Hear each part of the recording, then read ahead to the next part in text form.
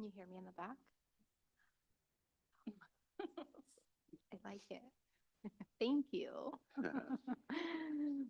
All right, well, good evening, Board of Directors. Now I feel like I'm loud. Well, yeah, you gotta make sure you're talking to the microphone. Oh. It's for people in Zoom. Okay. Thank you for joining us this evening, Superintendent Latios, and those who are our guests, as well those in person, as well as online. It is now 5:46, and we will go ahead and call this regular board meeting to order.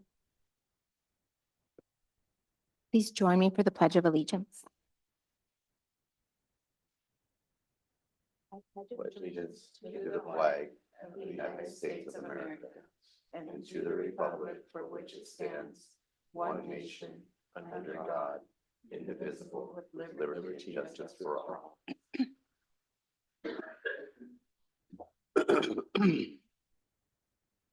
So we all have the agenda here before us. If there are no agenda items, or I can get a motion to accept the agenda as presented. Please say aye. Or can I get a motion? I make a motion to accept the agenda as presented. I second it. Thank you. Any questions or discussion? Seeing none, all in favor of adopting the agenda as presented, please say aye. Aye. Aye. All right, motion carries 4-0 vote. Is Ryan connected on via Zoom? He's not. Okay, He won't be joining. and it looks like we do not have public comment today. And moving on to the third item is reports. We have board reports. And this is an opportunity for board members to share what's been happening and what have Well, we been doing to move the mission. The only thing forward. I've done so far, because was go to the town hall meeting where Santiago and Jenny was there, which was presented by Daniel, a Marion County Commissioner, our city mayor, and Tracy Kramer, and Paige, our district attorney, and Nick, Officer Hunter, Sheriff Hunter, excuse me, which gave us a good insight of all the changes that has taken place and the improvements in the LEAD program. They've answered many questions, and it went by so fast. And I feel like we should have more of those, everybody who's running.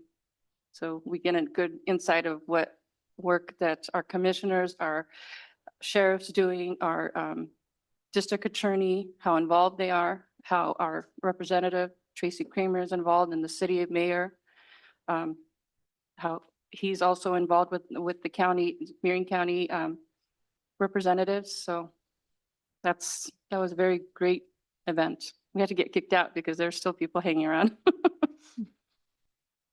Thank you for sharing. So it's been a really busy, family-focused summer. Finally, it's winding down. Kids back in school per se, and sports, like she said, town hall.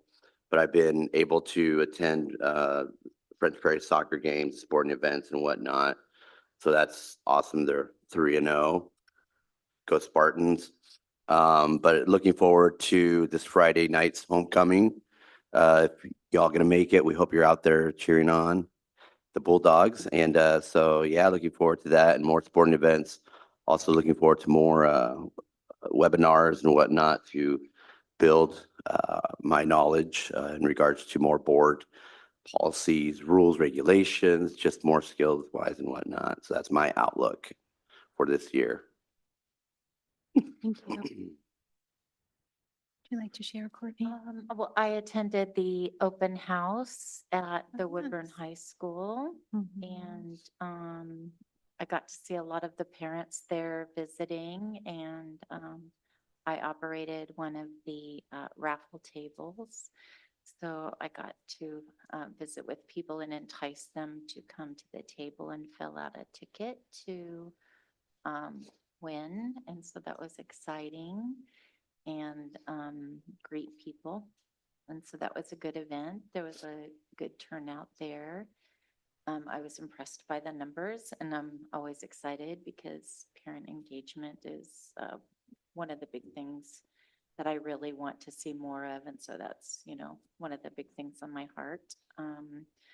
I am currently volunteering again at the Woodburn High School, and I love that. And so I'm getting to see students and getting to see staff and seeing all the positive things that are happening with the block schedule, with cell phone policy, with all the great things that are happening with the changes at the high school.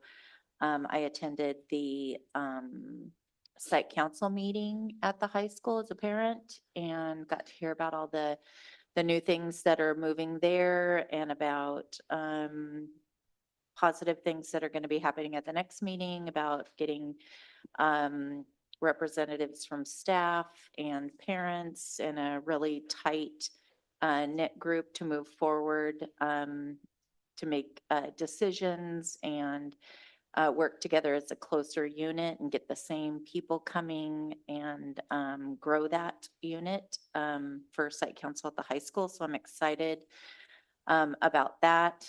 And I also am looking forward to homecoming. Tomorrow night is the bonfire. And so that's going to be really exciting. And hot dog feast for students at the stadium, which is super exciting.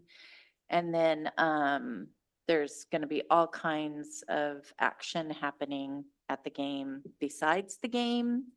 So we're going to be greeting alumni. Spike's going to be there. There's going to be swag sales. There's just going to be a hub of action and entertainment. And I think it's just going to be all around a huge outreach for stakeholders, for families, for alumni, for the community. I think it's just going to be a wonderful opportunity for everyone to come back home if you're an alumni, to come in to Woodburn High School's field and to see what's going on, to see the camaraderie, to see what's happening. And so a lot of work is going into that. And then on Saturday, the students are having their homecoming dance. So there's just Oh, fun. a lot of energy happening there. And so I've been helping out with that too. So it's exciting. Awesome. Thank you. I know last year I passed out either stickers to alumni or pins. I don't remember. Stickers. And they really Yeah, liked we're that. doing that again. We're going to Mhm. recognize them at halftime. Oh, nice. Okay. A few things that I've done, I have attended a few athletic events, volleyball as well as soccer.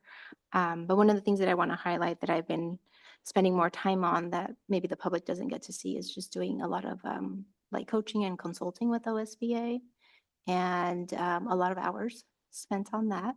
And that is just really helps me be perform my duties better and improve, and also as a team. We want to be better because I think when we can do better, then that trickles down to the classroom as well. And so that's been a lot of what my focus has been on.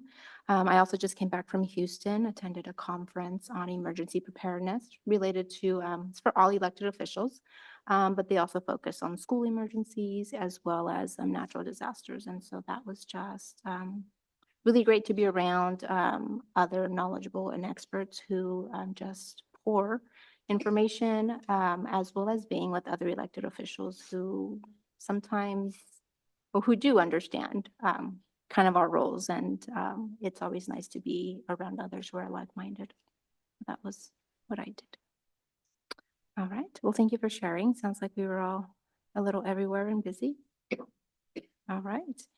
So the next item on our agenda is Office of the Superintendent, and it looks like we will have our first item on enrollment and enrollment update.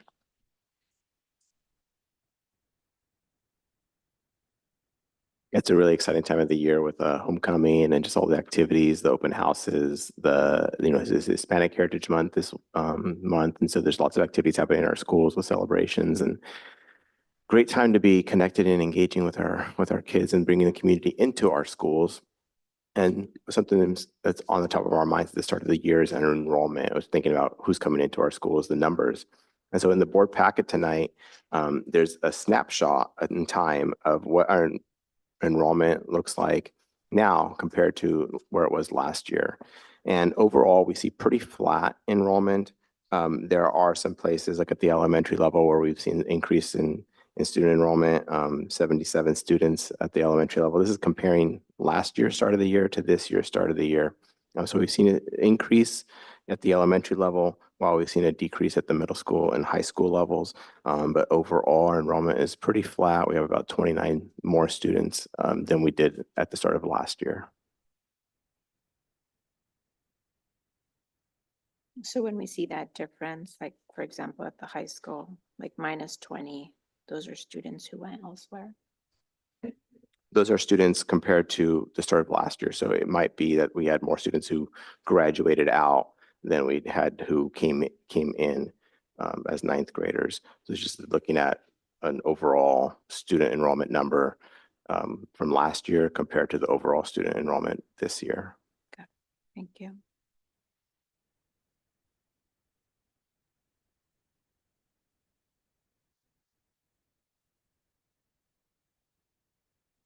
And it's something that we continue to watch and look at. It's curious as we continue to see the development. We see homes being built in the community. We see apartments coming into town. Like we, watching that enrollment. What does that mean for our enrollment? And I know that something on top of the mind of community members around. The community is growing. Isn't our enrollment growing? And so it's important for us to continue to monitor this closely. And we're pretty flat overall. Maybe in a few years, I was over at the new development and I saw a lot of little ones, like toddlers and infants. So I think we'll see an increase.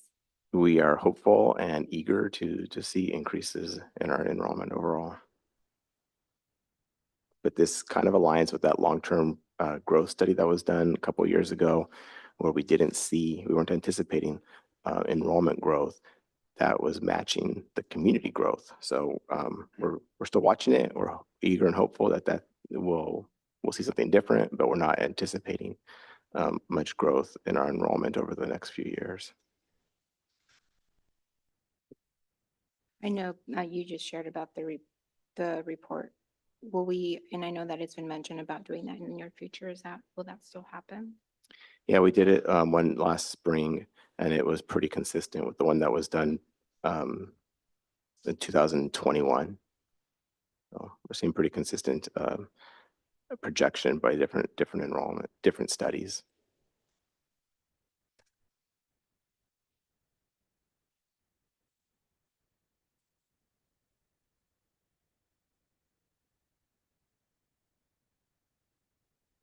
Any questions about the enrollment update?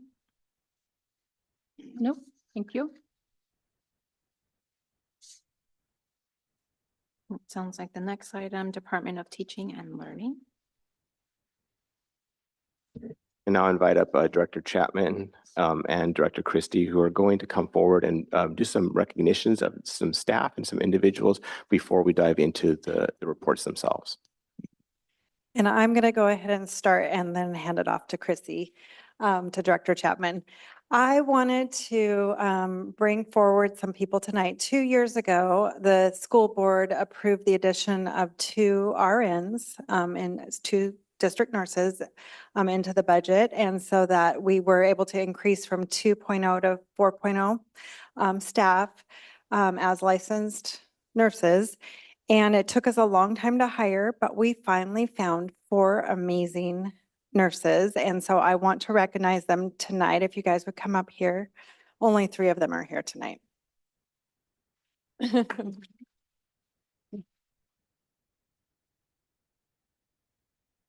But they're very special because all 4 of the nurses graduated from Woodburn School District.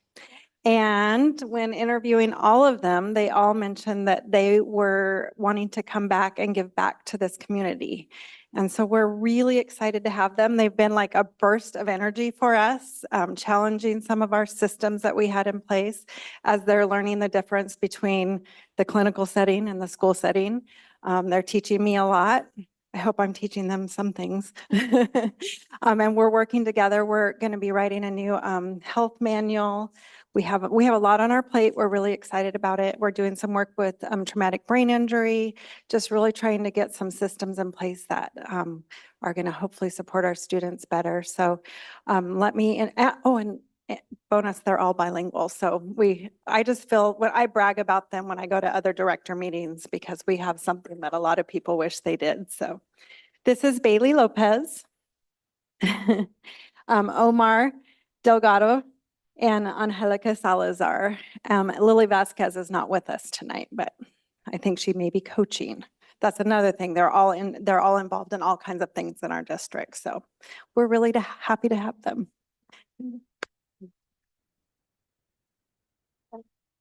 Angelica. Yeah. Yeah.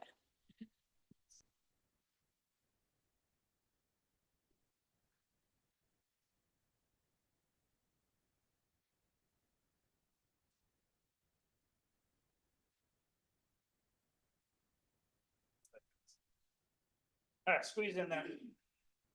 Here we go. You too, Hannah. Oh, I guess you do. All right, 1, 2, 3, 3, 2, 1. All right, now, everybody can smile. Perfect. Thank you. Thank you all. Thank you.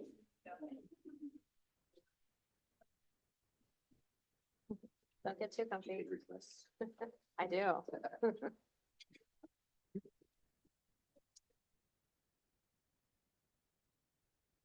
All right, tonight, I would like to recognize our 3 language program coordinators. And so I'd like to invite Veronica Montes, Becky Mendez, and Alexandra Kichitov.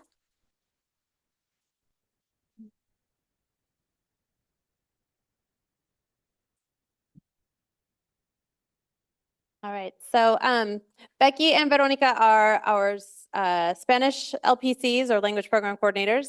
We refer to them as LPCs. And then Sasha is our Russian LPC. And so these 3 have been pillars in our district for a very long time. They have many years of service. I should have added it up to see how many years total they have together.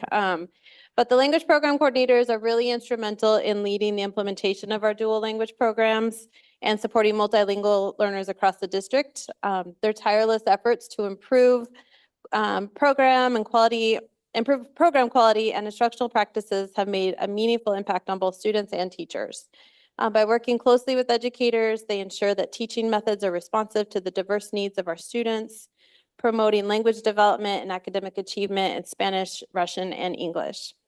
In addition to their work, they're deeply committed to supporting families in our district, and they recognize the vital role that families play in the educational journey and actively work to engage them in ways that strengthen homeschool partnerships, whether through facilitating family literacy nights or ensuring families have access to important resources. Their dedication to community involvement creates a more inclusive and supportive environment for our students. And lastly, the LPCs also ensure that students have access to high-quality instructional materials in Spanish, Russian, and English, which is not easy, especially in Russian. Sasha works very hard to get everything translated. And they have an unwavering commitment to program improvement, and their support for both educators and families is essential in fostering a rich, multilingual learning environment that promotes success for all. So please join me in celebrating Becky, Veronica, and Sasha.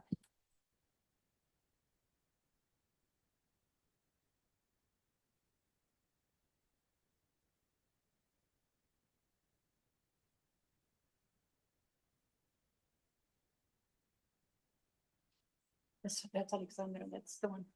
That's her.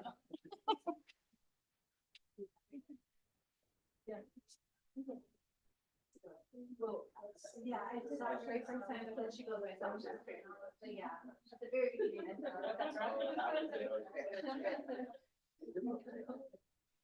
All right.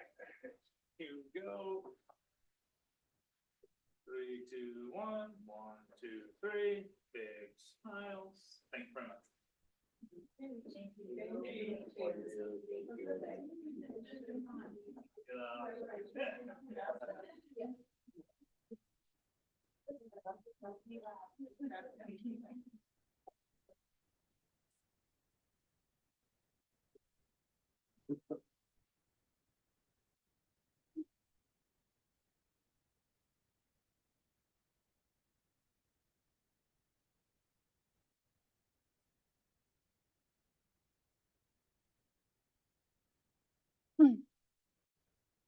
right.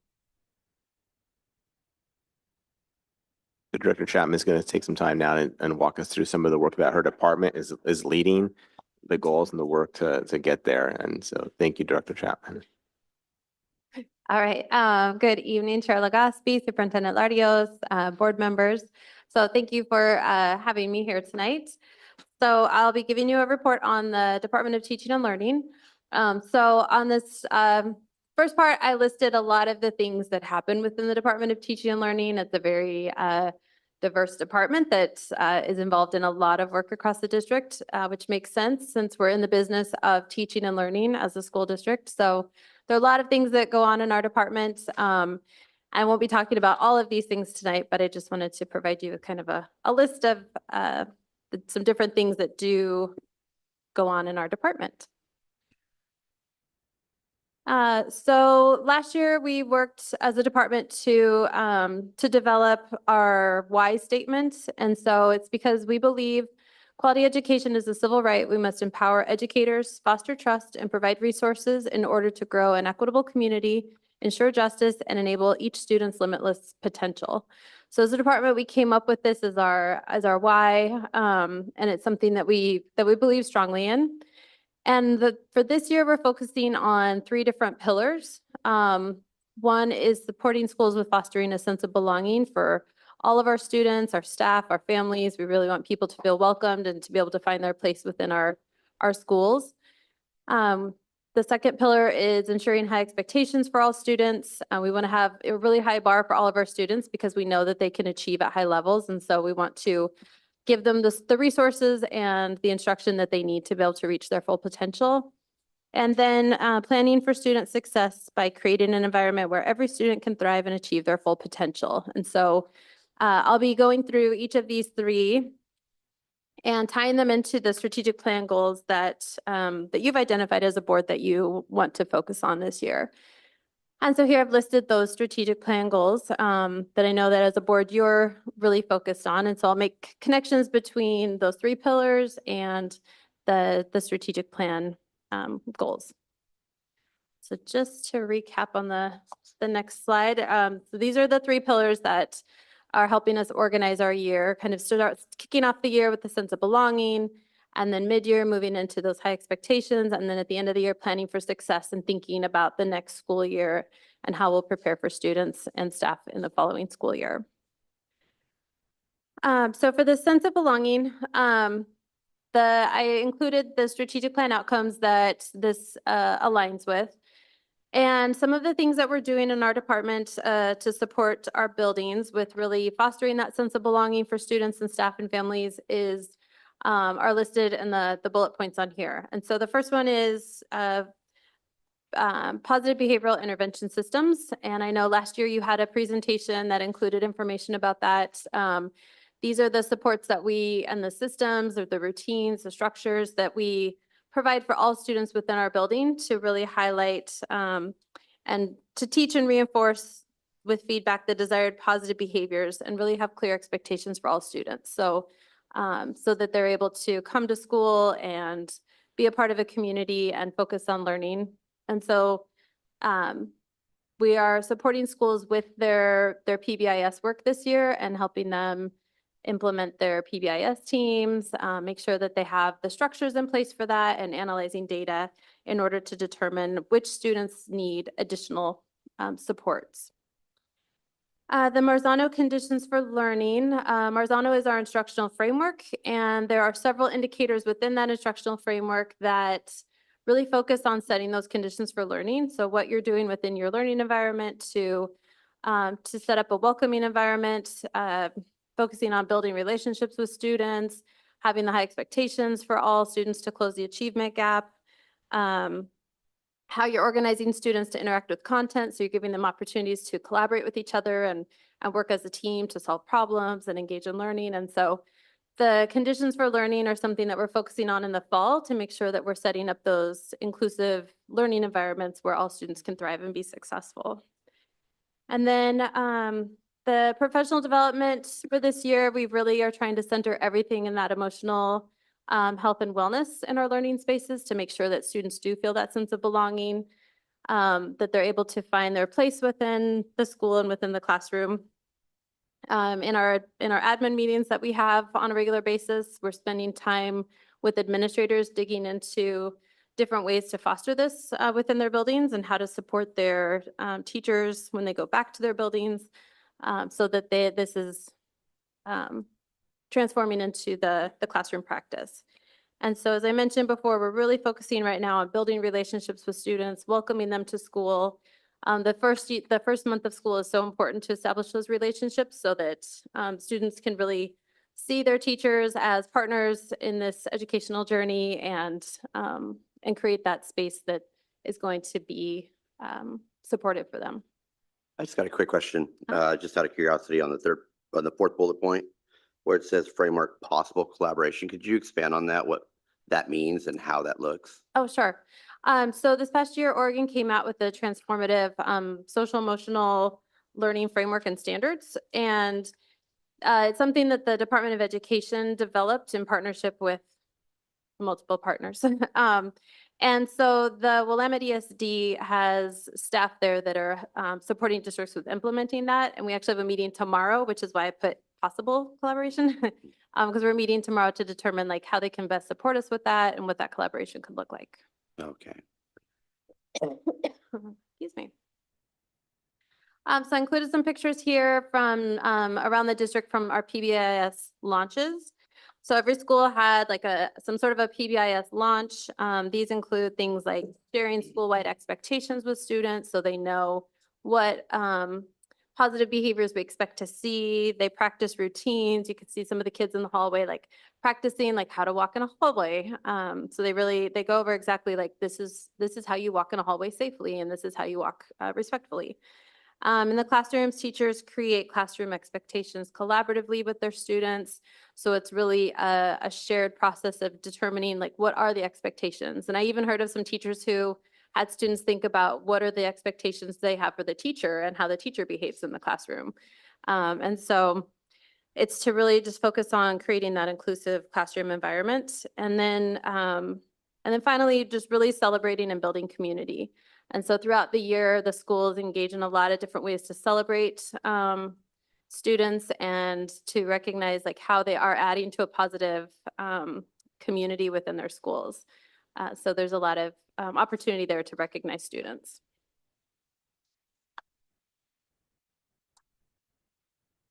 So the next pillar is high expectations. And some of the things that we are doing this year focused on literacy and biliteracy is we are in the second year of a 4-year partnership with the Oregon RTII.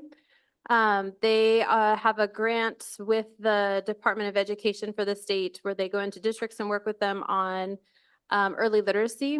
And so on Mondays, on all of the professional development Mondays that we have throughout the year, we are doing some work specifically with K-1 teachers, and then we're doing work with all 4 of the elementary schools for K-5 teachers. And so K-1 teachers are getting kind of a double dose since that's where early literacy really starts. And then in between those Mondays and throughout the year, we'll be doing classroom cycles of inquiry. So teachers engage in professional learning communities in their buildings, and they'll be, on the Mondays, they'll be selecting strategies that they want to try as a team.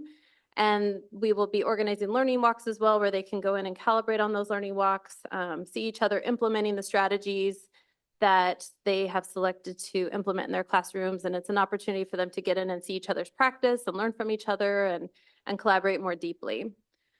We have a couple of, or we have one, like a 0.5 early learning coach that is supporting our early learning work. And so she's doing some coaching cycles with teachers at the primary levels. We also have Veronica, who was up here earlier being recognized. She last year and this year has been organizing kindergarten family literacy nights where she and a couple other, Sasha is doing the ones in Russian, and then we have another person supporting Martha Torres with the English ones. They meet with kindergarten families in all 4 schools 3 times a year to really foster that family partnership and help parents see how they have a part in the development of students' literacy in the homes. And they provide a lot of materials for families. It's very interactive and engaging. And last year when Veronica first did it, we had wonderful feedback from families. And so we're continuing that work this year. And then for bridging, we have our 4th and 5th grade teachers are working to really intentionally teach like cross-linguistic connections for students in dual language. So looking at what's the same in Spanish and English or Russian and English. And then also those non-transferable skills. So there are some things that exist only in English or only in the partner language that have to be intentionally taught. And so on the Monday PDs, we're working with our 4th and 5th grade teachers to really amplify their units in order to include more bridging. And then the last couple of things on here, I talked about the learning walks and the coaching in the previous slide. If you remember last year, our dual language advisory board engaged in a year-long program evaluation of our dual language program. And so we have received the final version of the evaluation now. And so the dual language advisory board will be working to determine how to best address the finding, they call them findings, but it's kind of more like recommendations for how to improve our dual language programs. And so they'll be working through that this year and determining how to best go forward with implementing those recommendations. And the LPCs will play a really important part in supporting that work as well. And then I just wanted to share a little bit of data with you around biliteracy. So last year we had an increase of the students who received either the Seal of Biliteracy, which the Oregon has now renamed it. It's the Oregon State Seal of Biliteracy, or multiliteracy. So there are students receiving this seal now that are multilingual. And so they've changed the name to recognize that. So we had 230 students who did receive the Oregon State Seal of Biliteracy or multiliteracy. And then we also internally do a 5th grade and an 8th grade recognition to recognize students who are on track to receiving that seal when they get to high school. And this could be students who are in dual language, or it could be students who are not in dual language, but are bilingual or multilingual, and or maybe they're in, they take Spanish as a world language. And so you don't have to be in a dual language program to get the Seal of Biliteracy. But overall, we had 47 students more either receive the 5th grade, the 8th grade, or the high school Seal of Biliteracy or multiliteracy this last year. So that was a really big celebration. And Becky, who was up here before, is going to be, she did the 5th and 8th grade, kind of coordinating that this year. And now she'll also be taking on the Seal of Biliteracy. And then the last pillar is planning for success. And so there's kind of a lot on this slide, but basically to plan for success, we have 8 professional development days built throughout the year. And so we're really intentional about looking at feedback from staff last year, looking at our student outcomes to really determine what to offer to staff this year. And so as I mentioned before, we're doing work with Oregon RTII on early literacy and biliteracy for our preschool through 5th grade educators. We also have math work that's going on with 2nd and 3rd grade teachers this year. We adopted new math materials. If you recall last year, you approved the adoption of the math materials that the committee selected. And so this is the first year of implementation for those. And so all teachers got training on the materials in the spring of last year. And then this year we're going deeper with 2nd and 3rd grade teachers to learn how to implement like collaborative structures within math and engage students in math discourse. And then in future years, we'll rotate and do that with like K1 and then 4-5. And so there'll be kind of a rotation of like early literacy and math and bridging between the elementary grade levels. For 6 through 12, we've been working with teams of teachers to really identify what their needs are as far as like discipline-specific PD.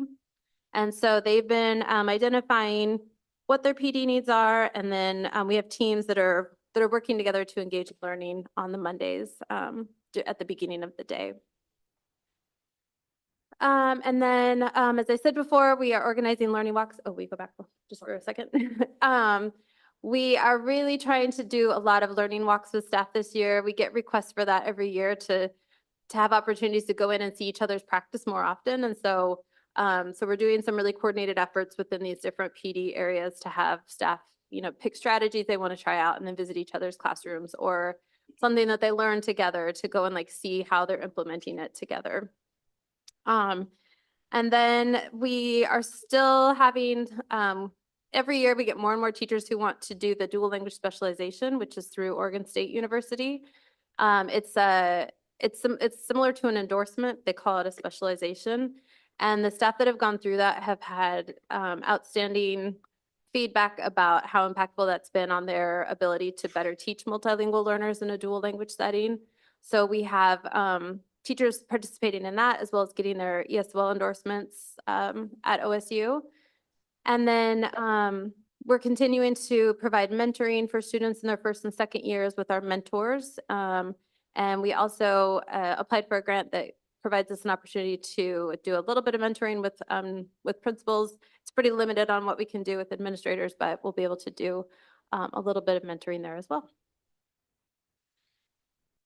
And this last slide, I like to share this with you each time as a reminder of the profile of a student that you, the past couple of years, have given feedback on, what you want to see for our students in Woodburn, and what, like, when a student graduates from here, what you want them to leave with.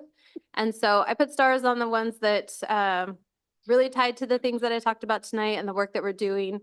I probably could have included a couple more, but I was trying to keep it, really tied to those 3 pillars that I talked about. But as you can see, we're working very hard to try to provide these opportunities for students and make sure that they're leaving our district ready to take on whatever their goals are in life. So I do have a couple questions. You shared a lot. Thank you for that, about the how and what's happening. My question is in regards to like the effectiveness, like how are you measuring how effective, like PBIS is, like how well it's working, and like if there isn't, if it's not, and if it needs improvement, like how do you know? So we are also working with administrators on their teaming structures within their buildings. And during the admin welcome back in August, we kind of outlined different teams that the buildings each have and the data sets that those teams are analyzing. And so we're working with the administrators this year in the buildings to kind of determine, like, at what point in the year will they be analyzing different sets of data, and then what will they do with that data? So the PBIS team, for example, they look at behavior data, like referral type data, and they'll identify, is there a school-wide need? Like, are we getting a lot of referrals in the hallway where we need to reteach hallway expectations? And so then they can help do professional development for staff, or do kind of a PBIS reset where they're like, okay, we're going to teach the hallway expectations to all of the students again, because we're still having a lot of referrals happening within the hallways. And so, so that team looks at data regularly and works with the administrator to determine, okay, this is something we need to do school-wide, or this is something it's just a handful of kids need additional support. So they can figure out, like, what do all students need and what do just a few students need. Okay.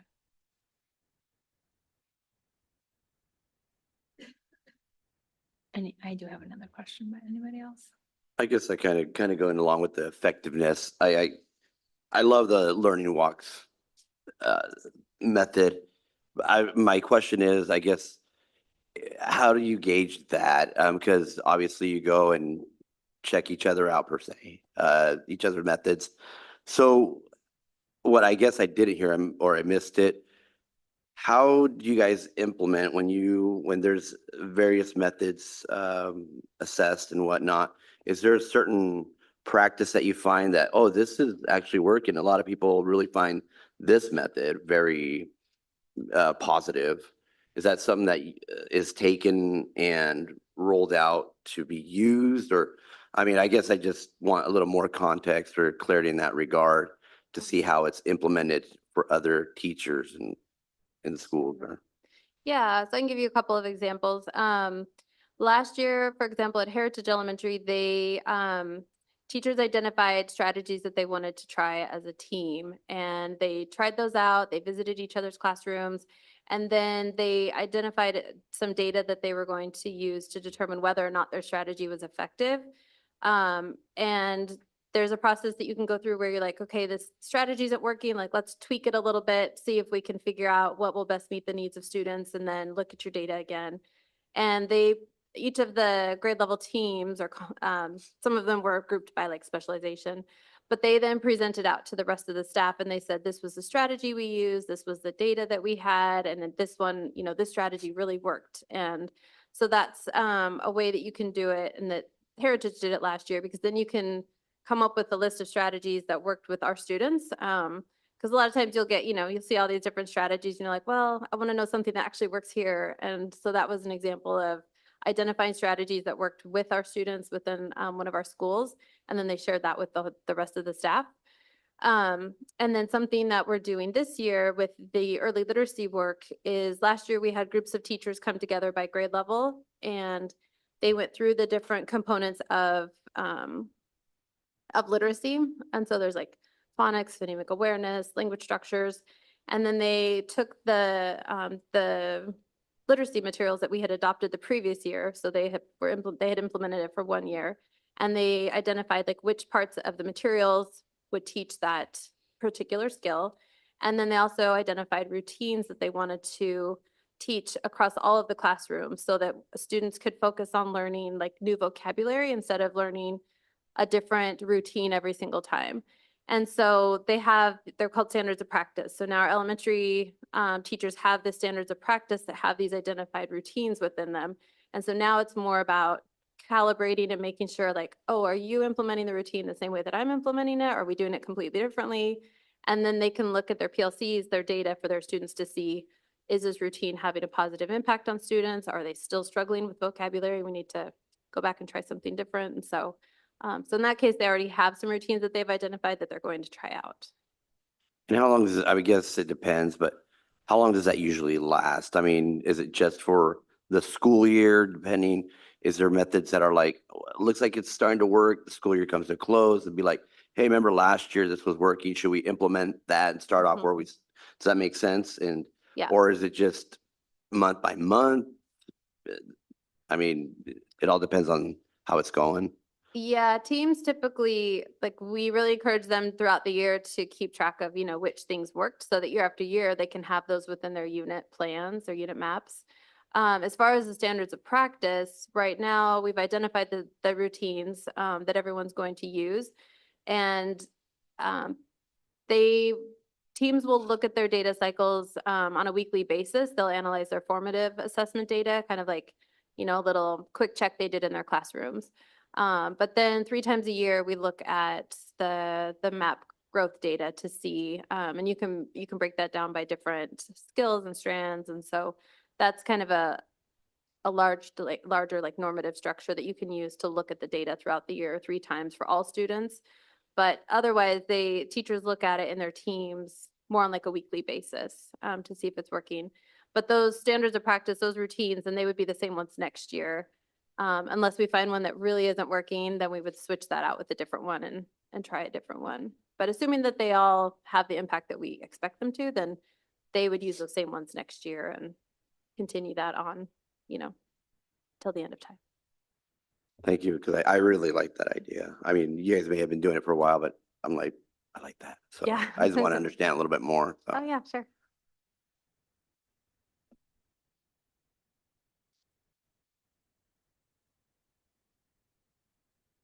Any other questions?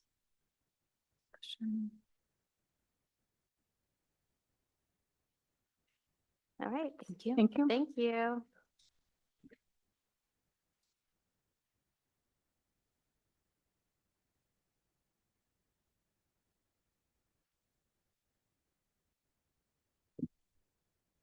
So I'll invite forward Director Christie to share a little bit about the work her department is leading. And give us a snapshot of what that looks like. Thank you. Good evening, Chair Legaspi and Board Superintendent. So I'll start, I'm going to follow along. You'll hear a lot of the same language that Chrissy used. I'm going to start by, I just gave you a list of the different things that we're covering in our department that we monitor. You'll see that there's some changes from before. There's been I don't think that's my phone. Oh, it is my phone. There's been a few changes. Counselors and social workers are no longer monitored from our department. So you'll notice that those have been changed, but everything else has remained pretty much the same. So the biggest thing that we support in our department is, of course, special education programs, Section 504 and health plans. Health plans, the health services are a really big part of what we're doing. The people that support these programs are our nurses assistants, special education staff, teachers, assistants, school psychologists, speech language pathologists, PTs, OTs. There's just a lot of staff that are supporting students in these programs. So teaching and learning. So one of the things about student services is we don't really create the work. What we do is we piggyback on the work of teaching and learning and of the classroom teachers, and we make sure that we support students in those systems. So our whole focus is on making sure that all students have access to what's happening in the general education classroom. And so I just highlighted some of the things that we talk about a lot in our department, which is equity and justice and enabling all students to meet their full potential, regardless of what their special needs are. So we will have the same focus as teaching and learning in our department. The students we support, I wanted to just bring some numbers forward. Our special education census has increased. It has not gone down. We are currently now, it's all kind of fallen out with all of our move-ins and move-outs. We're now at 785 individual education plans or IEPs in our district. That does not include our out-of-district placements. We also support students who live in the Woodburn boundary, but they're placed in schools outside of our district, like behavior schools and Oregon School for the Deaf. We have 156 Section 504 plans. Those plans are different from IEPs in that they don't include goals and specially designed instruction. They're plans that have accommodations in them. And then we have 577 individual student health plans. So those 4 nurses that you saw here, they're responsible for 577 health plans. They spend a lot of their time in their offices talking to doctors and families and coordinating that work to make sure that the health plans are updated and that we are providing the services that are necessary to keep our students safe. And then we currently have 129 formal behavior intervention plans. That doesn't mean that there aren't a lot of other behavior plans happening in the district. These are formal behavior plans that start with a formal assessment called a functional behavior assessment. And our behavior specialists manage these plans. So for this sense of belonging, we are also working on a sense of belonging this year. And our focus has shifted a little bit. In the past, we were working on supporting that Tier 1 PBIS system, but now teaching and learning has taken that on, as you heard. And so we're really focusing on Tiers 2 and 3 this year. So we will be meeting the work this year. We're not there yet. We're going to be meeting with our building administrators and our school teams to really start to align some of those Tier 2, Tier 3 intervention systems. Can you give us some examples of what tiers 2 and 3 looks like as far as intervention? Some things that you could, those would be interventions. So like for behavior interventions at Tier 2, you might see students on a check-in, check-out. You might see them in a small group, SEL instruction or self-regulation group, or at Tier 3, it might be an individual plan, some kind of a, usually formed by an FBA or functional behavior assessment. Or it could be a mentor program or something like that, where it's a one-on-one student intervention. On the academic side, tier 2 is the, any kind of reading, writing, math intervention, anything like that you would find in tiers 2 and 3. And so a student would need to be on one of these plans to receive? No. No. Oh, No. No, so those, Chrissy was talking about the teams, those teaming structures. So as teams sit down and look at data and they identify individual students who need more support, then they'll be referred into different interventions regardless of whether Oh, or not they're on any kind of plan or not. mhm. Yeah. Thank you. So for them, Can I ask a quick Yeah. question, since we're on the BIPs? yeah. So specifically, the last couple weeks, obviously, there's been the whole thing with the threats and whatnot of the schools. And so in that, just so it can help me understand. So for someone, a student that makes a threat, and if it's validated or whatnot, and the police investigate, in such instances as those, I'm assuming that there is an assessment done. Obviously, they check on the student, what kind of history they have. Walk me through the process if they're already under the intervention plan. What does that look like? What is done? I mean, I'm assuming that it goes through a normal criminal process, but as far as intervention plans for school, what does that look like, especially if something like that is validated? Mhm. Well, they're all kind of different things. So if we go through a threat assessment process, there's a very specific process for that. And the end result might be that a student's put on a safety plan. That's different than a behavior intervention Okay. plan.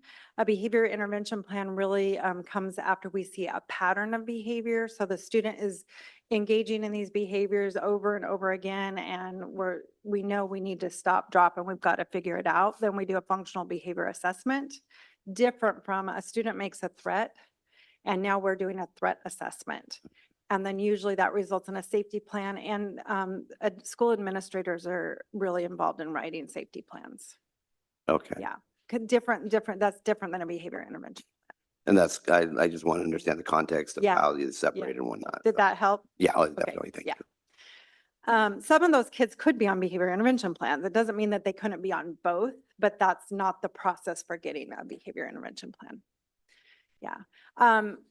We're also focused on Marzano conditions for learning, only we've been really focused as we start the school year, really at that individual student level. So before school started, our special education staff starts early. And all of our work that we did, we really were diving into individual student plans and really trying to proactively plan for what supports they needed to start the school year this year. So how are we going to set the conditions for learning for individual students? Let's make sure their accommodations are in place. Let's make sure we have all of their little supports, and let's make sure everything is ready to go. So the team worked really hard, and I feel like I can say this, and I don't have clear data to share yet because we haven't done that data keeping yet, or we haven't pulled it yet because we're so early in the year. But I would say that since COVID, this has been probably the most positive start that our department has experienced. The kids, the work that the staff did getting ready for kids to come this year was amazing. And I just want to give a huge kudos to the whole special education staff. You could feel a difference this year. So what is that difference? Just calmer, more prepared for the kids to come, really working on making sure kids feel like they belong here and that their plans and their supports are in place and ready to go. It's been really great. I can't give them kudos enough for the work they did prepping for kids this year. We're also really focused on specially designed instruction this year. So one of the things, so if you have an individual education plan, inside of it, you have goals. And all of those goals have specially designed instruction attached to them. And so this year, one of our goals as a department is to really dive into effective specially designed instruction. So how are we really teaching students to meet those goals in their IEPs this year? So we're really excited about that. The team is there's a lot of energy around that, and they're doing a great job. And then overall, Our overall goal is really focused on increasing student participation because we do believe that if students can take ownership of their goals, that will be a huge step towards them meeting their goals. And so we are tracking data about students participating in their own plans this year, their own plan development.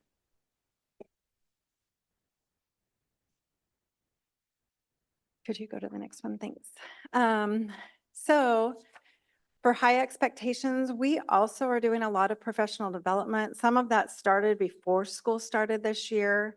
We have a pretty robust Monday professional development plan.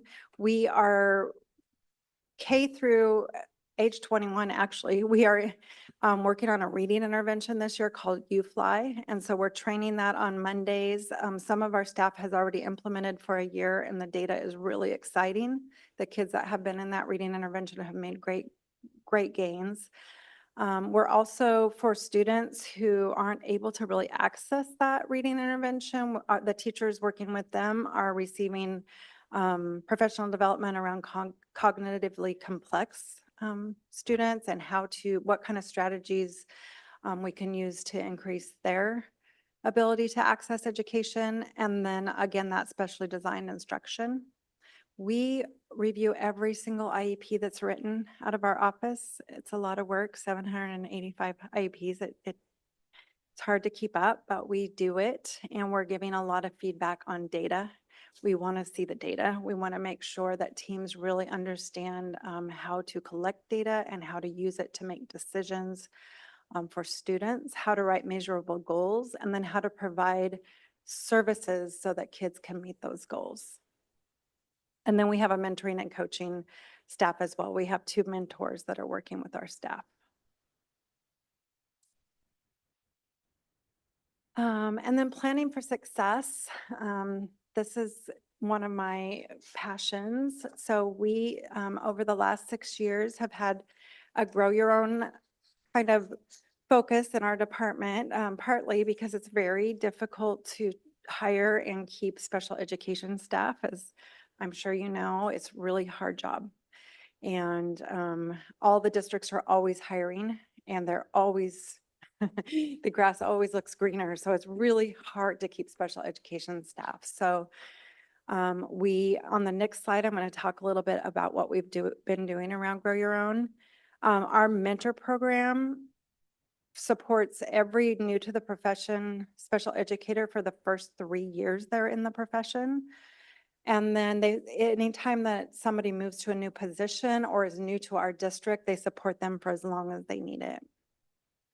Our teams meet in professional learning committees, our communities to support each other. We provide tons of professional development and feedback.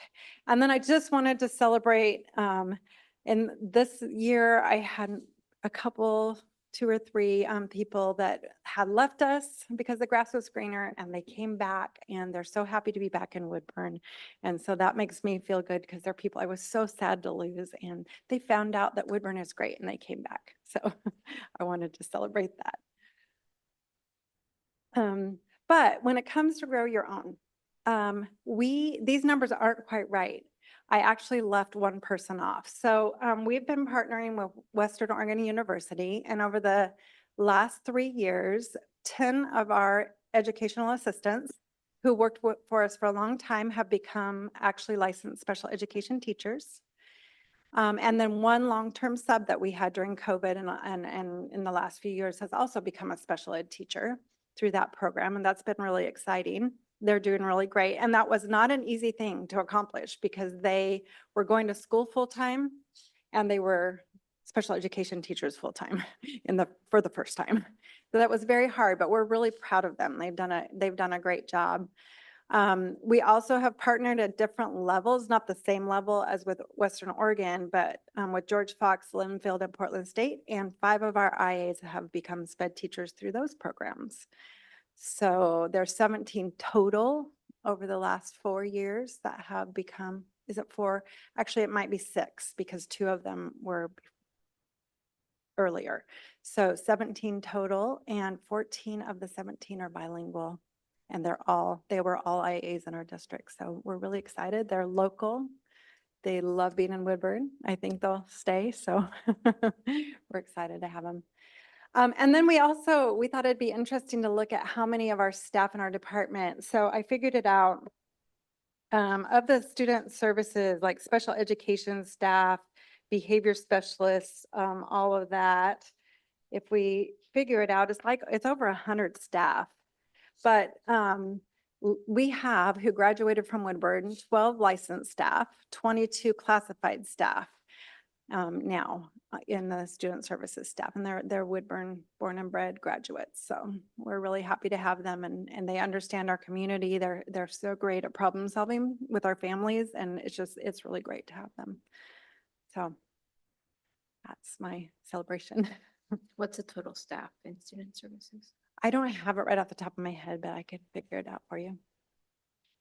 I mean, they're all assigned to the buildings, right? They're in the buildings, but Right, I was Yeah. just curious in comparing how What many the- were yeah. graduates to the Yeah. total number in the department. yeah, we could figure that out. Yeah. I think that's my last slide, right, Jenny? Yeah. Yeah. So I have a question. At the summer conference, there was an AI presentation for special education, Oh. for special Mhm. speech therapy, Mhm. and how they were utilizing the AI program here in Woodburn for an elementary student and I believe a high school student. Yeah, yeah. So we are so fortunate to have Bruce in our district. Yeah, I've been working with Bruce for a very long time, and he is amazing. And he has presented all over the nation about AI, and he has been working with he's been training our SLPs, our speech language pathologists, in augmentative communication. And they've been using a lot of AI, and he was at that conference speaking about one specific student, but Yeah. they are doing some really amazing things for students using AI. It's Yeah, very exciting. was- It was a great presentation. It's so cool and exciting. The things they're being able to use so that students can communicate, it's just amazing. And for a long time, they had no way of communicating, and now they have a way to actually provide, present to the Yeah, world and to their teachers and be interactive. yeah. It's very, And their families, their parents get to communicate with them in a way they couldn't before. It's been so neat to watch just their parents, how excited they are to be able to have that back and forth communication they didn't have before. Yeah. No, our speech language pathologist team has done a great job with that. thank you. Really cool. Yeah, if you ever want to hear more, we have a lot of stories we could share about that.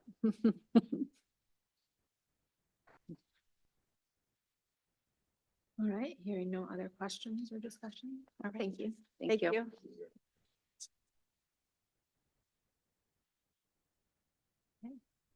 Next, we have operations reports from the business office.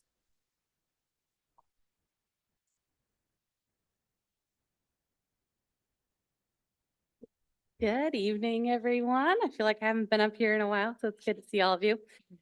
You have in front of you the financial report for the end of the 23-24 fiscal year. It's a little more consolidated because really at the end of the year, what we're looking at is the overall function level expenses. I thought I'd throw in the object level as well, just because I think it's kind of interesting. You don't have a current year financial report because we just had our first payroll for all staff, well, tomorrow, I suppose. So expenses don't cumber really correctly until that's run. So I didn't want this year's report to be misleading. So you'll get that one next month.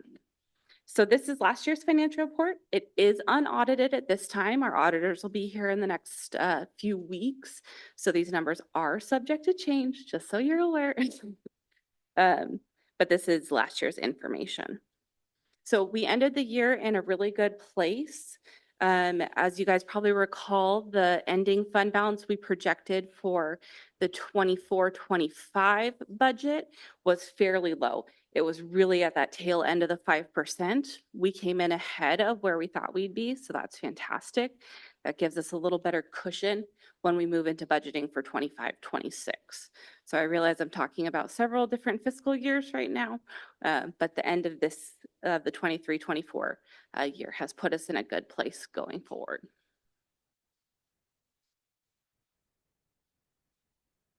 I know I talk really fast. So another thing to look at when you're looking at these is the overall function levels. Again, that's where our budget authority lies. As you can see, we are under budget in each function level category, which is where we should be. We should not be over the expenditure amount. If we were, I would need to come to you all for a budget adjustment, and that can only be done by approval of the board.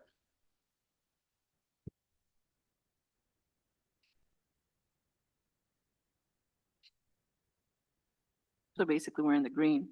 We are in the green, correct? I will bring your attention to that we are spending out of our beginning fund balance. Our beginning fund balance is high. We had a very healthy beginning fund balance going into last school year and this school year. So we are spending more than we are currently taking in. I will bring that to your attention. That's okay right now because our beginning fund balance is very high. So we want to continue to spend that down. We'll continue to monitor that to make sure we're in a healthy place. I do not want us to put us in the situation where we're expending more than resources than we have. That is not a place I ever expect us to be, but I do think it's important to bring that to your attention. So as we move forward, we continue to monitor that to make sure we're still in a healthy financial place. So So, tell like- me a bit about why is that happening? Why is that happening? Just overall expenses being higher than they were before. The district has always had a very weighted state school fund calculation with ESL students, which has, of course, brought in more money to the district. But during the pandemic, we never really equalized our staffing levels to our student counts. So that's what we've kind of started to do this 24-25 and 23-24 is to balance out those loads, to tie staffing really to student counts to get us where we need to be. And so when this year will we see that? Either that balance out? We repeat your So question. you're I did not saying hear right you. now that we're spending more Mhm. and that the hope is that The hope, Great. yes, is So that by when should we 25, have a 26, that should be equalized. next year, Yes, so next budget year, correct. oh, the next budget year. So Correct. this year, we're going to spend more Mm-hmm, than we have in the past, correct. but we have those funds. We do, correct, correct. And so what does that mean for going into the following school year, Going into the 25, 26 or 26, 27? 25, 26? So going into 25, 26, with it being the first year of a new biennium, I would honestly like to say, I don't know. I'm really optimistic that the state is going to step up after hearing what every district has gone through in this last year and make the state school fund right. I mean, Salem Kaiser and Portland Public have both done a fantastic job of putting information out there and really pushing state legislators to get the state school fund where it needs to be. Even with their beginning forecasts, they're coming in a lot higher than you would anticipate generally seeing. You guys have probably heard that with OSBA too, all the work they've been doing. So I'm actually optimistic that the state school fund is going to be a lot better than it has. Typically, I wouldn't say that. I'd be a little more pessimistic about it, to be quite frank with you. So I'm optimistic that way, but also we've really set ourselves up really well going into that year with the changes in the staffing. We haven't necessarily made cuts because we haven't done any RIFs, but we've set ourselves up to be in a healthy location going into the 25, 26 year. So let's say we go into 25, 26 as we are now. Mhm. Will With we no be- additional state school Right. fund, Will we be able to operate? will we be able Able to to- yep. operate? Mhm. No, not at the same level. We would definitely have to continue to reevaluate staffing. So that's why we have to continue to be on the pulse of what's going on at the state level. Yeah, that's like I'm confident as well. I could, what Director Bishop is sharing around what we anticipate coming next year in the biennium. A lot of advocacy work is being done at the state level, and that I'm confident that there'll be some changes in the state school fund formula. But we continue to monitor our enrollment, our staffing levels, and we'll continue to right size over time and keep an eye on those things, even though we are still confident that we'll see additional funding coming into the district. We'll monitor those staffing levels and set ourselves up to be good stewards of our resources and not find ourselves in situations where we're doing some drastic decisions. And my last question is, it's in June that we find out what that funding is gonna look like? No, we'll have it before June. Yeah, they have to have the numbers to us in April. So you'll see that this year's budget preparation and the meetings are pushed a little further back. That way we can have some So we'll concrete numbers have to that present by the on. time the budget meets. Correct, Okay, correct. thank you. You're welcome.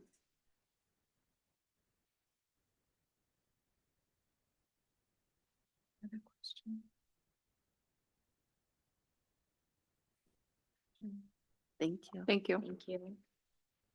Thank you, Director Bishop.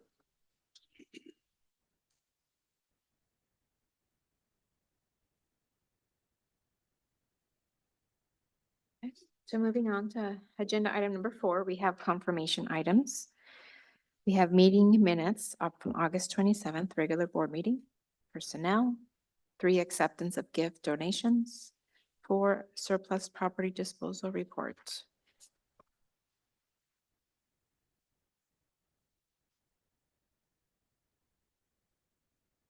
We have any questions?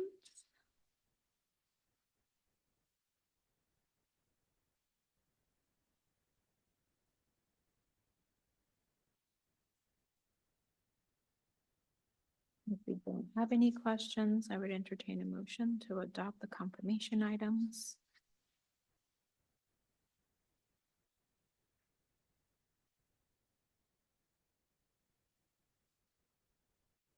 I make a motion to adopt the confirmation items as presented. Thank you. Is there a I second? second it. Thank you. All in favor of adopting the confirmation items as presented, please say aye. I, Aye. Aye. Motion passes 4-0 vote. Board action items, new business. What we have here is the postponement of science adoption materials.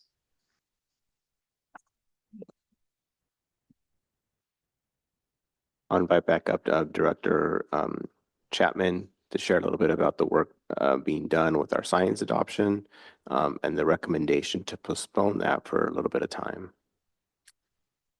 Hello again. So last year we came to you with the same request for math. If you recall, we have committees each year that come together. It's educators, K-12, that volunteer to be a part of the adoption committee. And so the team from last year, they went through a process that I outlined in the memo that I provided for you. And at the end of the year, they still weren't ready to make a decision on the materials that they would like to recommend to you for adoption. And so the law requires that we come to you and ask for approval to postpone the adoption so that they have a little bit more time this fall to continue piloting materials and make sure that the team is really all in agreement about which materials they'd like to move forward with. So our plan is to definitely wrap up that process this year, identify the materials, bring that information to you for your vote for approval, and then we would continue with purchasing and then implementing and providing the professional development. So when we did that last year, the team made the decision before winter break, and we brought that to you so that you could vote on that. And so I don't anticipate it will take them the entire year to make this decision, but they need a little bit more time to make sure that they really pick the right materials for our students. And so can you tell us a little bit more? Are they piloting different curriculum? Yeah, so elementary is the different levels, they're piloting different things. So And there's Yeah. one at Ballard 7th grade, right? I believe. And 8th so. grade. Well, I know because my daughter's in the one. Oh, okay. I was like, we So- have different teachers around the district who are piloting. Yeah. It's not every single teacher, but yeah. So is the date on this memo just a typo? What's? 2026? Yeah. Oh, It doesn't yeah. have anything to do with the postponement? no, just a typo. Okay, I'm just clarifying. I thought Yeah. Maybe it had something to do with the postponement. No, down at the bottom where it says recommended action, it's to postpone the adoption up until August of 25, but I do not anticipate it will take anywhere near that long. Okay, okay. I just don't want to say until December and then, they're not quite ready and we have to come and do this again, so. So then does that mean once curriculum is selected, then that will be implemented for the following fall? Or when will that be? It depends when it's selected because we want to have enough time to do some training with all of the teachers before we implement. And so if they make a decision, in the next couple of months, then we would likely have time to get training set up, throughout this year and potentially implement in next fall. If they don't decide until, February, that's getting kind of late to try to schedule something. And so then we would likely do the training next year and maybe implement mid-year next year or the following year. And so our hope is to implement next year. But we don't want to rush it. We want to make sure teachers have the information they need, they know how to use the materials, and they're ready to go. Well, I'll see firsthand how that progress goes. Perfect. You want to slow down and do this right. Yeah. Be sure to give feedback when we get community feedback. From my daughter. Yeah. Yep. You can give us some parent feedback, when we Yeah. ask for that. So this is happening at every grade level, correct? Yes, it's a K-12 Right. adoption. Yeah. And so, for example, in first grade, how many teachers do you have piloting?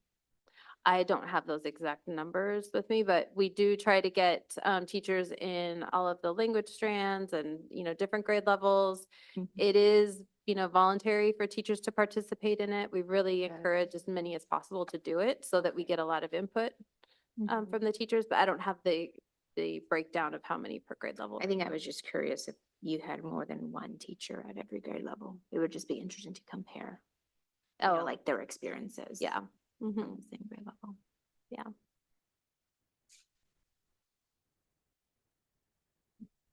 Any other questions or discussion?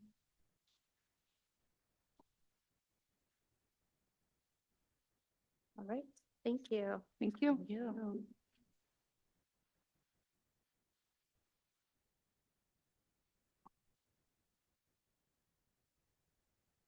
So it sounds like there's a recommendation to postpone the adoption of the K-12 science material. Anyone would like to make a motion? I'll definitely make the motion. Okay. It's right in your, on here too. What now? You can read the motion. Okay, sorry. I make a motion to postpone the adoption of the K-12 Science Adoption Committee until October of 2025? August. Up until August of August. 2025. Thank you. Is there a second? I will second. All in favor? Of postponing the adoption of the K-12 science materials until a recommendation has been made up until August 2025. Please say aye. Aye. Aye. Motion carries 4-0. Okay. Item number 2, the 2024-2025 Woodburn School District Board Professional Development Plan, which is right before you. This came out of the board retreat. And we discussed, and OSBA Representative Janet was here. And these are the 3 goals that we came up with as a board.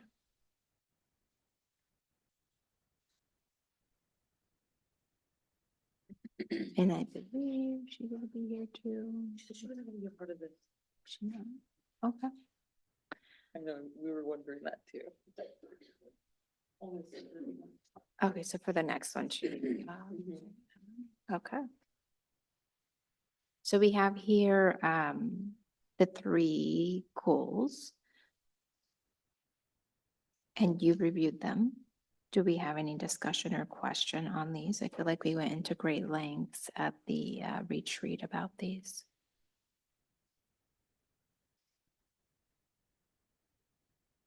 And so today is just to adopt the professional development plan.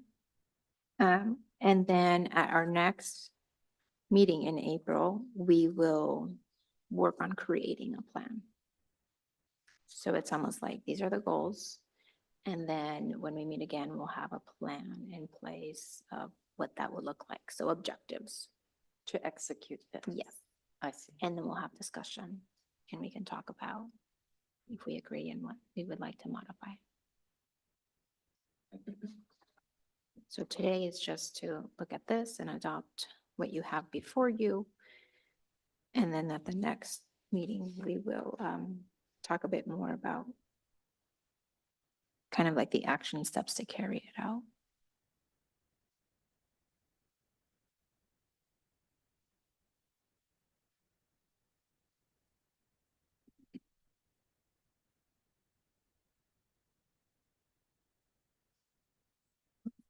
Do we want to change, I know when we were planning for the agenda this morning, we talked about changing, like where it says objective to goal.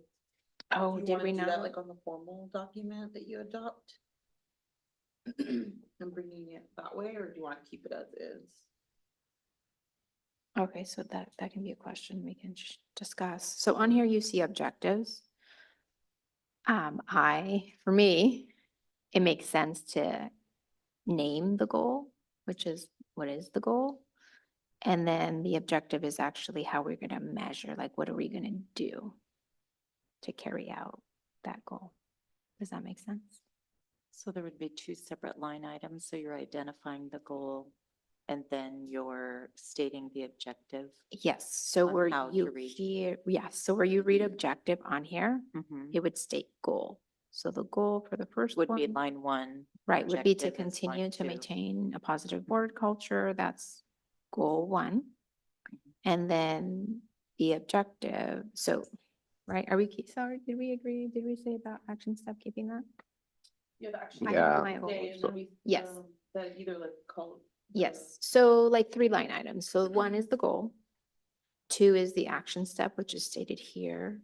The annual review, revise and recommit to board and board superintendent operating agreement. And then the 3rd line item would be the objective of what exactly that would look like. So could you give an example with number one, all of it? So the goal is what's listed under objective.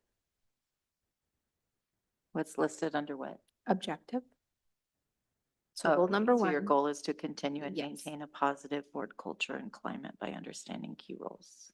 yes. Blah, blah, blah. Blah. Okay. And then action step is action step number 1.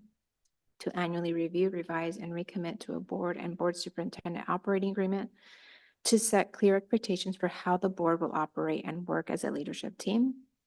And then the objective would be, or could be, it could be like a timeline, or it could be like dates as to when we might review that. So it would be more concrete. So your measurement of success is what? Is, So the well, we would discuss, Objective. yeah, mhm. yes. And so then we would discuss this at our next meeting as to what you would like that to be.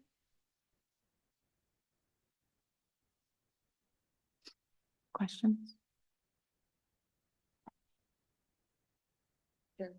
I know, BuzzFeed suggested maybe the word strategy. Or we can use a different word. Yeah. Objective or strategies. That she.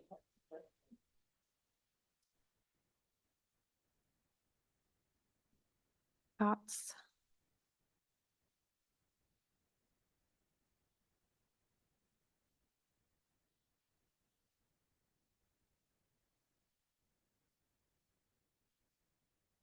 So then under objective, we would have to add more Right. input.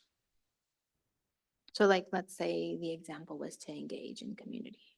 So that's the goal. The objective would be, we attend an event once a month. Right. Does that make sense?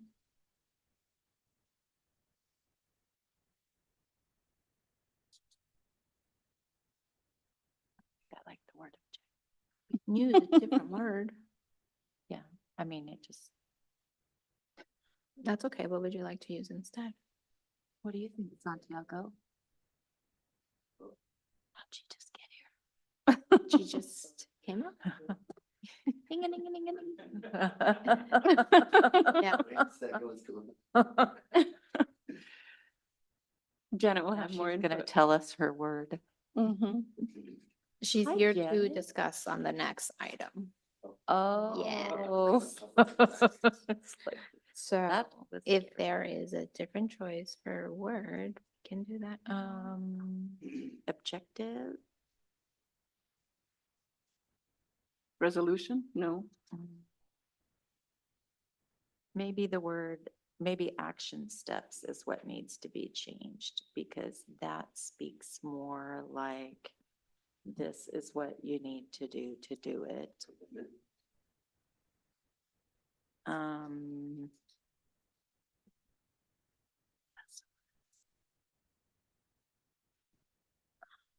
I think we're making it too hard. It's just basic. It's like the who, what, where. It's just like, this is what you want to do. This is how.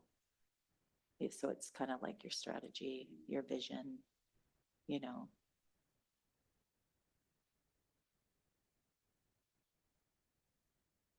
Outcome? Or no, that's not right.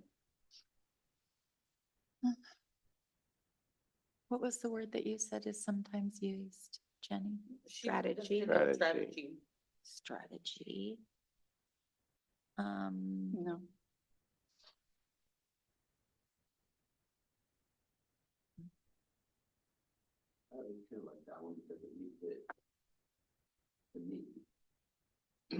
It leaves it open, because if this is not working, like in their discussion, you know, per the walks, you know, if that's not working, you can always adjust later to see what's gonna work. So strategy to me leaves it open for more, you know, options, if you will. If it's not working for us, because our job, our goal is to get better.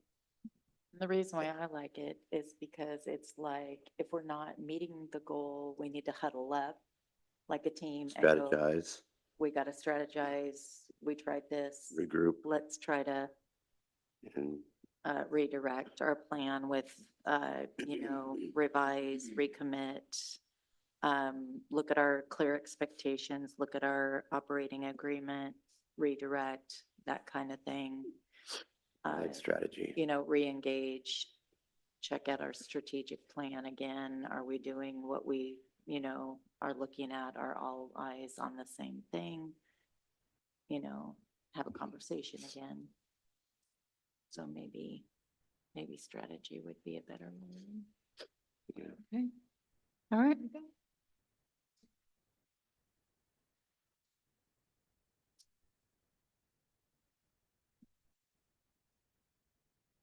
And then we have to adopt this, right?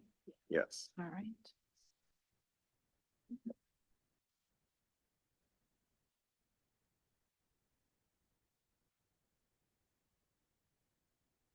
Anybody would like to make a motion to adopt the professional development plan? So if we're good with that, we'll make a motion Are we- to adopt it. no other revise. question? Other questions?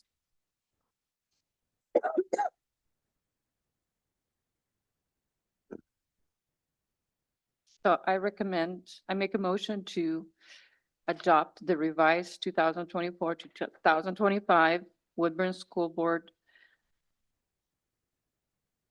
Professional Development Plan. Is there a second? Second, Thank you. All in favor of adopting the 2024-2025 Woodburn School District Board Professional Development Plan, please say aye. I, Aye. Motion passes 4-0. Next item is Board Superintendent Operating Agreement.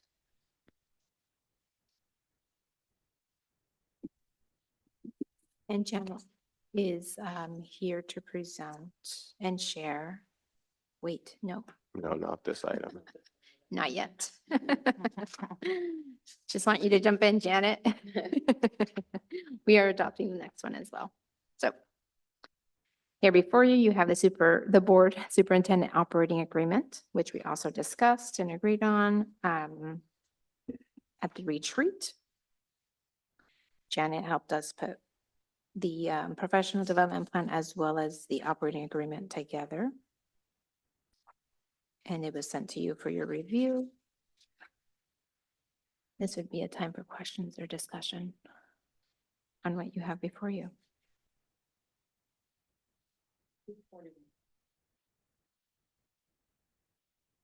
It's right after the professional development plan. Right there, one more. One more. I already looked at it. If you don't have any questions, we can move along with the motion.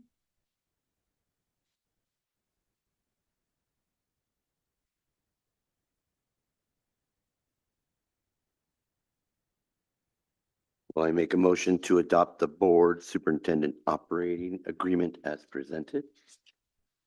Thank you. Is there a second? I second. All in favor of adopting the board superintendent operating agreement, please say aye. Aye. Aye. Motion carries 4-0. Next item, 2024-2025 board school visits. And so what we see here is a list of school visits for this school year, starting in October.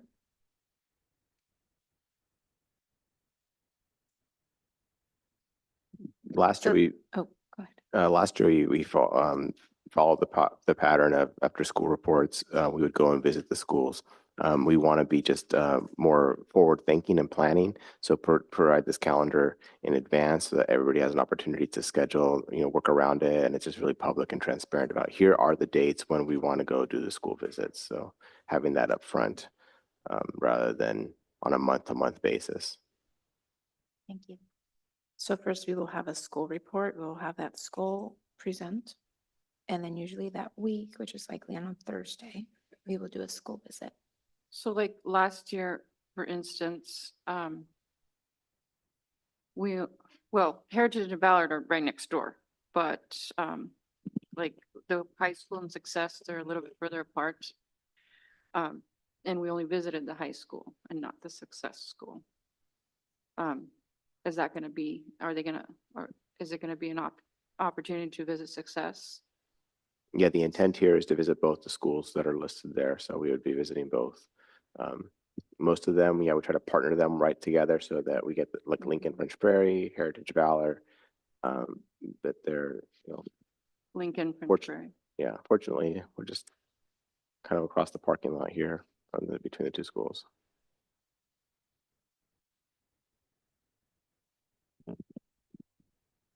Chair, if I may, I do want to mention that the shift in some of, I should have noted them, but I know Arthur for sure. They typically, or in the calendar that you adopted in January or in July, excuse me, they're listed in November to give a report, but here we're proposing for them to give their school report in October. And then we shifted around some schools. I can't remember right now off the top of my head. So these may be different than what you adopted in July. Yes, I think they are. And I I think we should think get everybody up. I mentioned that because Lincoln and French Prairie presented at the end of the school year, but we did not have a chance to visit. And so I requested that they get moved up so that we have a chance to visit them at the beginning of the school year.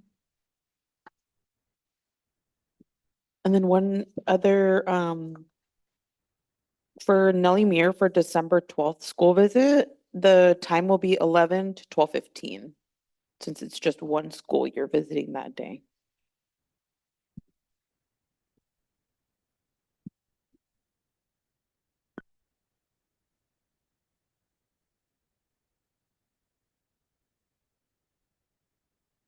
And we want to note that November 26th falls on Thanksgiving week.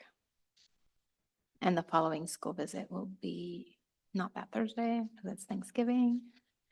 And I will not be here, but when kids come back that following week in December.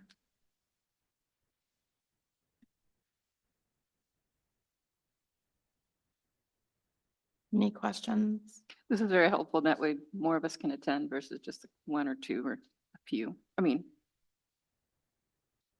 like last year. Could you repeat what you said about November 26th? That is Thanksgiving. Thanksgiving week. Oh, We do have a board meeting.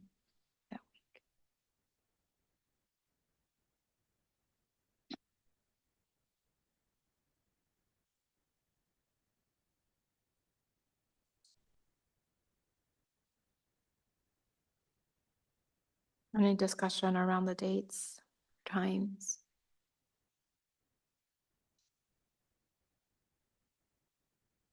No. I make a motion to adopt the 2024-2025 dates for the school school visits. Thank you. Is there a second? Pull over and do it.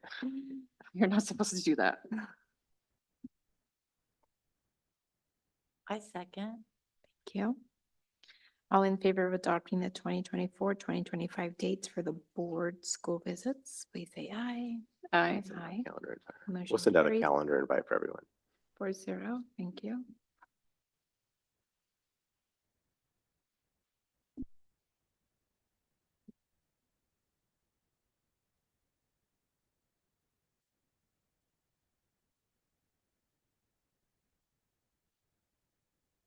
Okay. Next item is the superintendent evaluation. And we invited Janet to present on this agenda item. Welcome, Janet, and thanks for being here. Hi, all. Thank you. Good to see you all again. I am going to be just sharing kind of what the process looks like for our superintendent evaluation if you adopt our tool, our workbook that's included in the back of your board packet. So I'm going to share my screen. Give me a second here.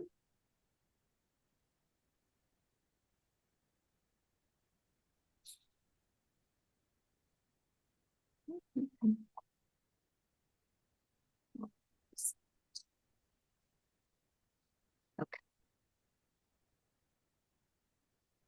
And just kind of briefly, I know it's been a long night, walk you through the process. It's my understanding not everybody has been a part of the process, and so it's really important just to understand it and utilize me again as a resource if you have any questions. I've done this for 4 years, so we're constantly also looking at ways to improve, and I'll just kind of walk you through this, and we'll pause and make sure that everybody's understanding the process, again, if you adopt our toolbook, our OSBA workbook that we co-developed with COSA, the Coalition of Oregon School Administrators.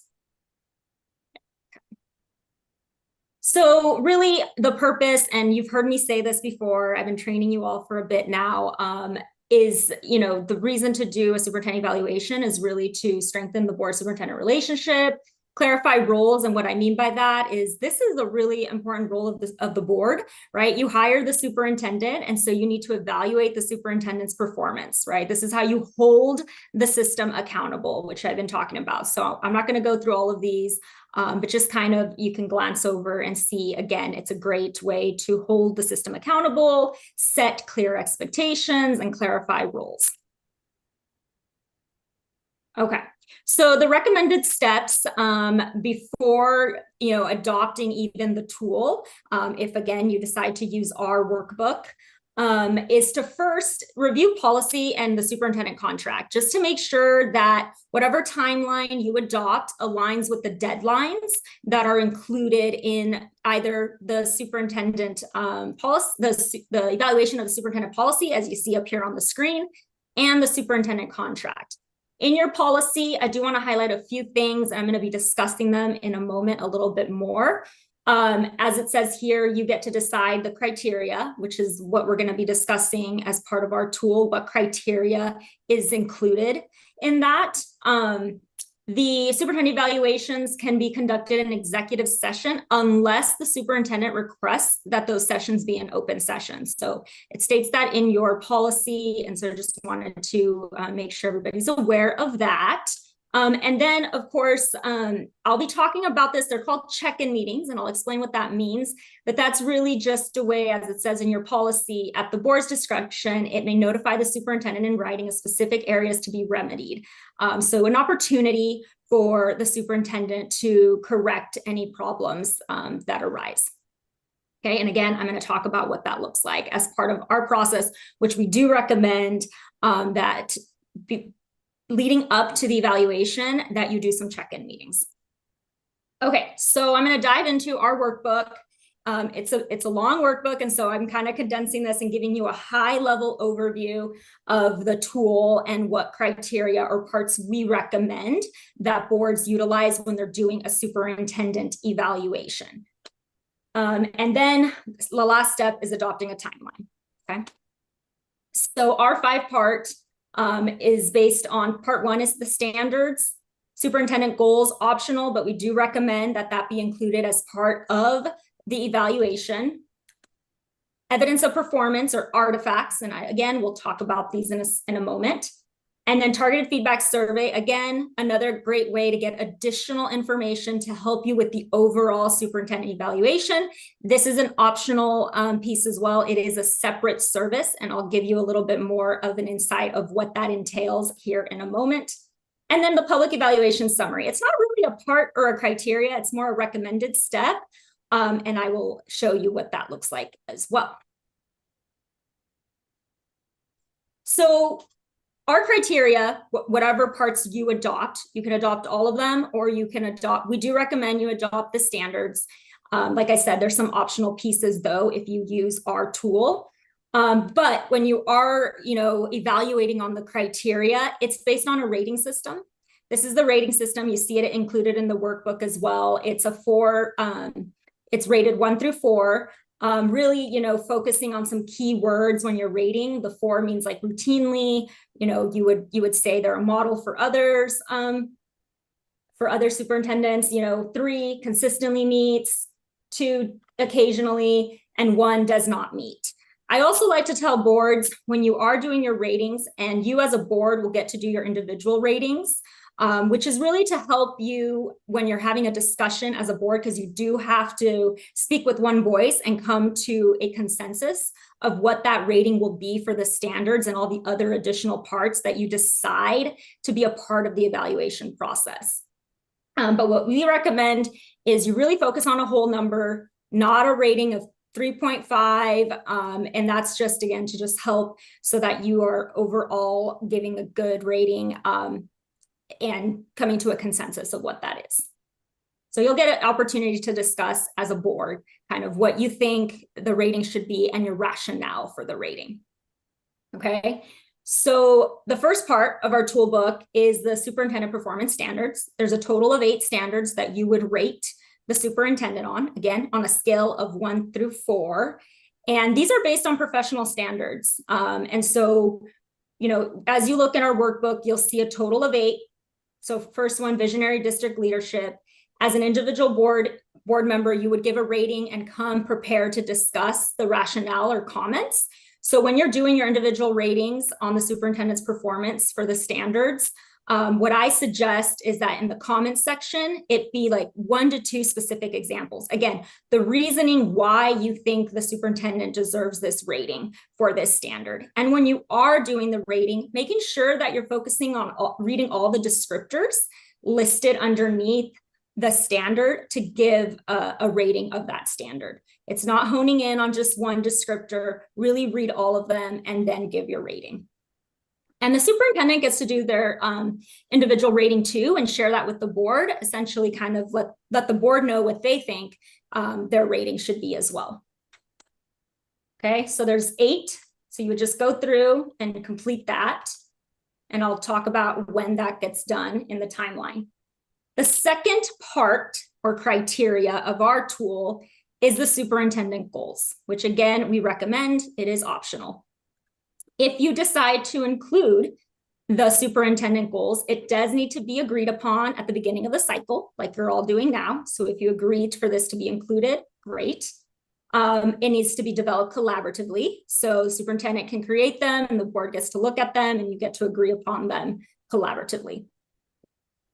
These goals should reflect, as it says here on the slide, the overall how the superintendent is going to achieve the overall goals of the district, but it is not the same as the district goals. It's really tied to professional development, just like you as a board have already created your board goals, right? And tied how you're going to get that done. Superintendent does that as well. Here's an example of what that may look like. So there it is. The superintendent will cultivate a positive district and board culture by building and maintaining relationships grounded in trust and respect with board members, staff, students, and the community, which could be tied to a bigger district goal. And then the superintendent will establish clear protocols, share information. A superintendent will engage with staff and identify ways to address professional development needs. This is just a sample. Typically, we say if you do include goals, let it be no more than 3. And again, you get to do that collectively.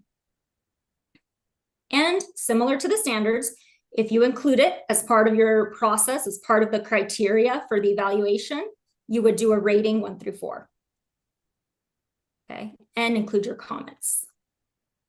Any questions? I'm going to pause after each part just to make sure, I know it's a lot of information, especially if you haven't done it, similar to what I tell boards. Nobody knows what a board does, and neither did you until you do the work. Once you do this process, you'll start to realize and be like, oh, that's what Janet meant. Oh, okay. So just any questions right now or comments about this part around superintendent goals? So I think in thinking about last year, we are familiar with part 1, 2, and 3 so far. Do we Great. remember that? No. And maybe Courtney, you were part of, did you participate? No. No. Do you remember reviewing some of this? No. Okay. Pardon me? In the summer? Do you help us do a summary? Oh, yes. Part of it. Not any of the This was in June, right? scoring. Well, we did this throughout the year and we did check-ins. Yeah. And then the standards and then artifacts were provided. So this is 1 through 3 is, we've been exposed to this. Do we have any questions about 1, 2, or 3 so far? Great. So part 3 of our tool is the artifacts of evidence, or the superintendent's self-evaluation. So again, this is the opportunity for the superintendent to present additional information to support his performance on the standards and the goals, if that gets adopted as well as part of the criteria.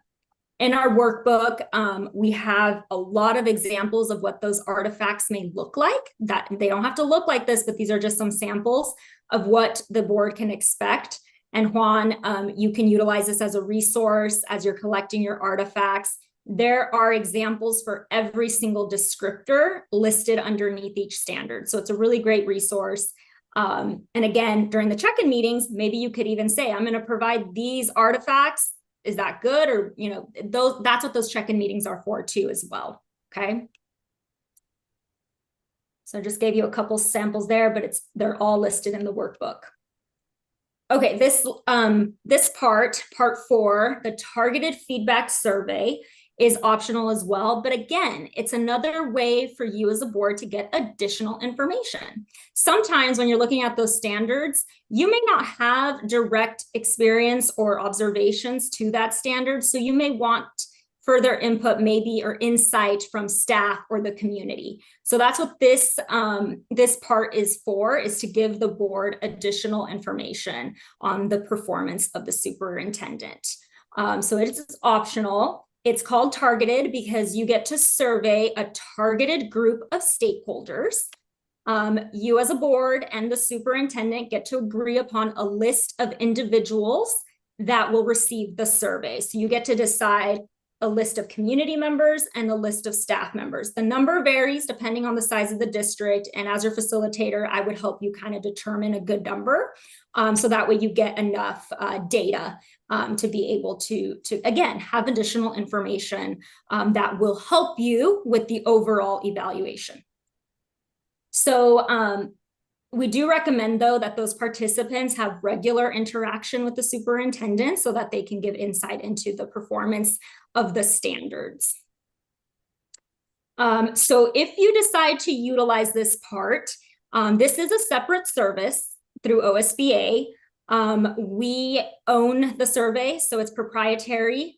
But what I can tell you is that my team has worked really hard to make sure that the questions are tied to the standards and tailored specifically to either staff and community. And I'm going to show you a sample. I'm not going to show you all the questions because like I mentioned, it's proprietary. This is a service that, we provide a lot of free resources to our members. This is one that we don't. And so that is why we don't share all of the questions, because otherwise you would just be able to copy and paste and do it yourself. So that's the reason. We get that asked a lot. So I just wanted to upfront let you know the reasoning for that. And if you decide to do this service, we will provide you with the summary of the results, percentage of the respondents, who of those who responded, what areas did they, depending on the standards that get selected, what they believe how the superintendent is performing. So if you decide this to be a part of the criteria for the evaluation of the superintendent, it is 2 sessions.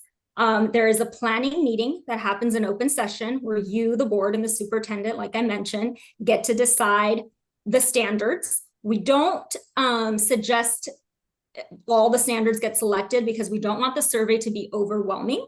And as your facilitator, as you pick standards, I will let you know, like, this may be one where you may want further insight from the community, or this standard, the staff may be able to give you more input. And this is how many questions, because we also don't want to make it too overwhelming. So as your facilitator, I will help you during the planning session. So you're aware of like how many questions approximately, depending on the standards you select, will be surveyed. And again, you get to select those participants as well. And then the TFS summary result, that happens in executive session. And you'll see in the timeline, I'll show you here in a moment, when we get to that part, that typically happens right before or after the superintendent does their self-evaluation. And the cost is $875. It's a flat rate fee. Again, it's a separate service and plus travel costs.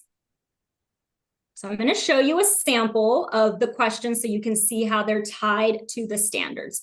So let's say during the planning session, you selected standard 2, which is around ethics and professional norms. One of those questions for the staff would be, our district culture is supportive, equitable, and inclusive? And then they would get to say, always, most of the time, sometimes, never, I don't know. And again, in the summary of results, what you would see is how many participants were surveyed, right? How many staff were surveyed? Of those surveyed, how many actually responded? Because sometimes you will get some non-responses. And then, what percentage said this, what percentage said that. So that's to give you an idea of what to expect in the summary of results. Now for community questions, just so you can see again the alignment, let's say you picked standard 5, communication and community relations. Well, here are 2 questions that we would ask the community. Our superintendent regularly asks for and gets feedback from the community. Our school district communicates effectively, and then the response options. Now, like I said, we decide the questions. However, there are 2 open-ended questions that we let the boards kind of tailor. These are some samples that we suggest. We don't want it to be a place where, and we make it very clear in the survey, this is not a place to submit complaints, right? You have a policy for that. And so we really focus it on what are areas of growth, what are areas of strength. So these are just 2 examples, but again, your facilitator or me, if you decide to do this service, will help you kind of determine what those open-ended questions would be. And then you would get a summary of those results as well. Okay, any questions about the targeted feedback survey? Any questions? So we have not done that in the past. Have not. Right. So I think last year is the first time maybe we have. Did we adopt? Have we done this before? I'm trying to think from previous superintendent. This is a newer workbook. Right. We've targeted feedback. We used to call it like a 360, and that has never been done. At least Never. Oh, not that I've right, been in right. the role. Mhm. Last 12 years. Right. So step 4 or part 4 would be something new. And would be something that we can discuss and decide on. Mhm.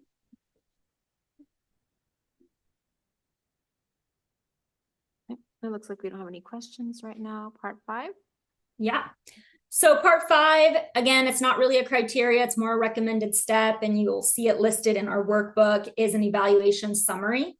So this is not the superintendent evaluation file that gets filed away into the superintendent's personnel file. This is just a unified message after the board approves the superintendent evaluation that can be shared with the public. Usually it's read by the chair.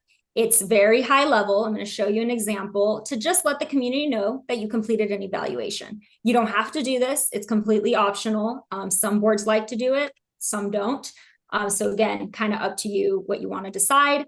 So here's just kind of a summary of that. It does not include the ratings. Again, it's very high level, and it just kind of focuses on, you know, that you did the evaluation. I like the ending sentence. We will be working with the superintendent over the next several weeks to develop goals for the superintendent aligned with our district goals, and look forward to working together to continue the success of our district. Again, just very simple and sweet. Another way to show how you're holding the system accountable. All right, so the process and timeline.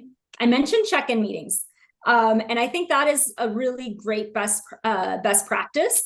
I mean, even if you think about your own kind of performances, depending on where you work, or for example, my boss evaluates me. And so we have check-in meetings throughout the year so that I'm not surprised when it comes to my evaluation. So similar to that, it's really important too that you check in on the progress of the standards, making sure, you know, it's an opportunity for the board to ask questions of the superintendent to make sure that they're understanding what needs to get done, you know, share any concerns, seek guidance, etc., leading up to the evaluations so that there's no surprises. It's really to support each other, right? You want to make sure the district is successful, and this is how to do so. And so that way you can make corrections along the way and not wait until the end. So it is a really good best practice. I have included it into your timeline, which we're going to discuss next. So the timeline. Typically, we recommend, again, start the process early. Have this discussion of what tool you're going to adopt, what criteria, and the timeline early on in the process. Typically, you know, we recommend completing an evaluation by March 15th. So as soon as it's done, you start the evaluation cycle again. So between March and August, you should be having this discussion. I know we're having it in September. I do want to preface that that is okay. You are not that far behind. I have been called in December, January to help with the process, and that is kind of late. But we still, you know, support boards and we get them up to speed. So you're good in terms of where you're at in the process. So I just want to let you know. So again, during this time is when you would do your pre-evaluation steps, right? Make sure that the contract is, the deadlines align with what's in the contract, the superintendent contract. You adopt the criteria, process, and the tool and timeline. August through March, once you've adopted, right, the criteria, or in your case, tonight, right, you're going to be deciding what tool to use. You want to have your check-in meetings, right, leading up to the evaluation date. January through March, we like to call it gathering of information. So that's, you know, the time that the superintendent will be gathering all their artifacts, or even sooner. But also the superintendent will be completing their self-evaluation of the standards and the goals, if that gets included. Board as well as individuals, you'll be doing your ratings too, and getting ready for the discussion that happens in, you know, before March 15th. So that's when the evaluation results will be done. The board meets with the superintendent to review the evaluation results. Those are conducted in executive session, unless, as I mentioned in your policy, the superintendent asks for it or requests for it to be conducted in public session. And then you can do the evaluation public summary after that's been approved. And I can share these slides as well. So the timeline, you have that in front. You should have copies of that to just kind of walk alongside. And it's basically everything I just mentioned, but it just kind of lays out some dates that you'll need to determine. But again, I've built in those check-in meetings. There's 2 executive session meetings. One is where you'll get all the results, right? Juan will present in February. And again, you can kind of change those dates, but this is what I would suggest. to meet that deadline of March 15th. Superintendent will do their self-evaluation and artifacts and present that to the board. The targeted feedback survey, if that is part of the criteria, can be presented. So I would give you a summary of that. Superintendent exits executive session, then the board members can discuss and reach to a consensus on their ratings, right? So you'll bring in your individual scores and discuss and talk about, you know, your rationale for those ratings and kind of come to a consensus. Because you don't vote in executive session for the superintendent evaluation. Then the board chair, you know, informs the board. We typically say give a draft of the summative evaluation. So it's not what's been approved yet, but just a draft to Juan so he has time to look it over and be ready for the next executive session to discuss and have an opportunity to, you know, discuss and clarify some of those initial potential scores that the board has kind of come to a consensus on. Superintendent then exits. Board discusses evaluation further, decides if they keep the scores as is or if they want to change them. They come out, you come out of executive session and then you you approve the report, the evaluation report, and then a copy goes into the superintendent's personnel file. And then you can, as I said, the board chair can read a public evaluation summary. And then after that, it starts all over again. Questions, comments? Any question, concern, clarification?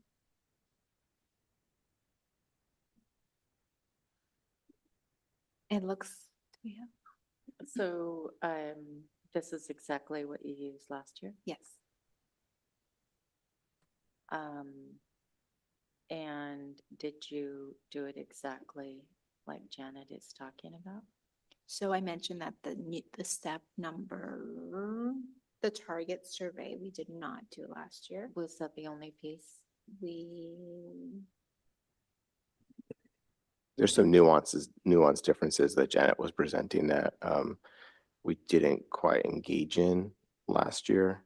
That I think this is good learning for us all with those check-in meetings and what they consist of beyond just the goal progress. So I think there's some slight differences that Janet has shared with us tonight that's different than a little bit of the process that we followed last year. So the check-ins might appear different, but we did participate in check-ins last year. Did I answer your question?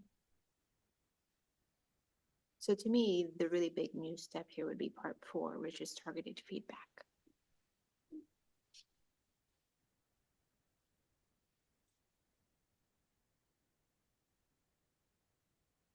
How do you feel about how they do the targeted feedback?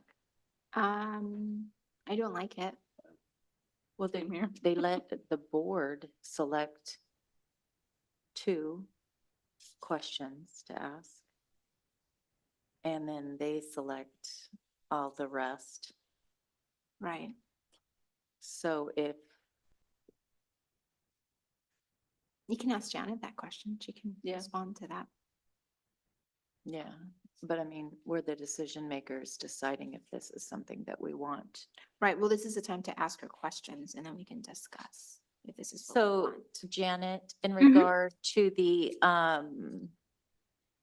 targeted feedback survey and the optional evaluation component, part 4. Mhm. I understood you to say that when you submit those questions, that 2 questions can be submitted by the board. So the board gets to decide, they're tied to the standards, the 8 standards you're evaluating the superintendent on if you use our tool. We have developed the questions to make sure that they're tailored to the standards and the descriptors inside the standards. And that's correct. You don't get to see those except for these samples that I just shared. But the board does get to decide and create 2 additional questions. Yep. So if there was an area that we wanted to ask about and we said to you, oh, we are curious about X, Y, Z, and we said it to you, could you say, well, one of our questions actually addresses that, so you might want to pick something else? Yeah, I could do that. Yeah, I don't Okay. think that's a problem. And that's what, that's why we're in the planning session too. And as you select standards, I also will tell you like, well, that one is more tailored for the community. And so there'll be a set of 3 questions or 4 questions for that one. Oh, for this one, community relations, there's 10 questions. So that's the other thing too. I'll be able to tell you those kinds of details and kind of guide you and tell you kind of like, yep, that is a really good standard where you could get additional insight from staff or additional insight from staff and the community. There are some standards that the community don't have insight into, so there are no questions for that standard. And I will tell you that during the planning session. Okay. Mhm. Mhm. I, like the idea of modeling the evaluation after the evaluation that all other staff are engaged in. The question around the goals is an option for the superintendent, but I think I should own that as well, goals, because all other staff members are evaluated with goals in mind. So I like the idea of modeling the evaluation with the goals and the standards, like all other staff are evaluated in Woodburn. There's no other staff who are evaluated with feedback from the people that they're supervising. There's no other, Like staff are not evaluated with the feedback. Like if principals aren't evaluated with the feedback of their teachers, the board isn't evaluated with the feedback of their constituents. So I like the idea of modeling the evaluation under what everybody else is evaluated.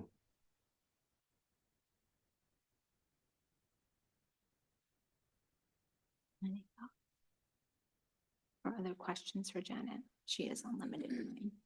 We can keep discussing this after she leaves, but do we have? did you any- guys pay $875 last year? Woodburn has never used the targeted feedback or This would 360. be, this would be the first time. No, it was just a resource. Right, so part 4 is an additional fee, and that is the price. Oh, I thought the whole thing was $875. No. If you ask for this part, it's $875. It's additional, yes, additional service. Yeah. Oh, big difference. There is no, let me clarify. There is no fee to utilize our workbook. That is a free resource for you. And all the materials I provided, the timeline, that is a free resource to you. If you want me to what we have supported on is facilitating sometimes the discussion around the superintendent evaluation. So like if you had me come in to those 2 executive sessions or to one of those executive session meetings, then that would be a service, that would be a charge, right, for my facilitation services. Aside from that, but you don't have to do that. For the targeted feedback survey, it is a separate service and it's a flat rate of the $875. But to utilize this workbook, this tool, there is no fee. Thank you. It's only if you need facilitation services and then if you decide to use the targeted feedback survey. Got it. Yeah. Good question. I have a question. I don't have any questions. For part 4, could you modify or customize something for Woodburn School District? Or do we have to use part 4 for OSBA? Are you asking me if you have to use part 4? No, my question is, can we modify part 4 to fit Woodburn School District? You can, but then it would just like create your own survey. Is that what you're asking? Right, is that something that you can help us with? I cannot. So I can only do the target feedback survey because again, those are our proprietary questions. If you want to do something different, that is up for the board to decide, but I would not be able to support and help with the creation of that. Thank you. Yeah, good question. But you can do that. Mhm. If there are no other questions, and it looks like there are no more, thank you, Janet, for Thank you. being here and talking about different parts of the workbook and the process. I appreciate Yeah. it. Yeah, absolutely. I know that workbook is a little clunky. And so it was developed in 2020. My team were aware of it. So hopefully soon we will be updating that, just like we've updated a lot of other of our resources. So thank you. That's why I thought it'd be helpful to just provide a quick little overview. And I can share this as well if it helps as a resource, the slide deck. Yeah. Wonderful. Thank you all. Have a great rest of your night. Thank you. Thank you. Good night. Janet.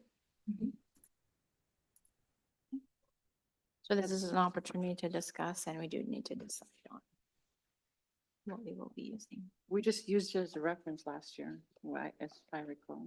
We use the workbook. Yeah, I don't But- like option 4. but we didn't use option 4. We did not.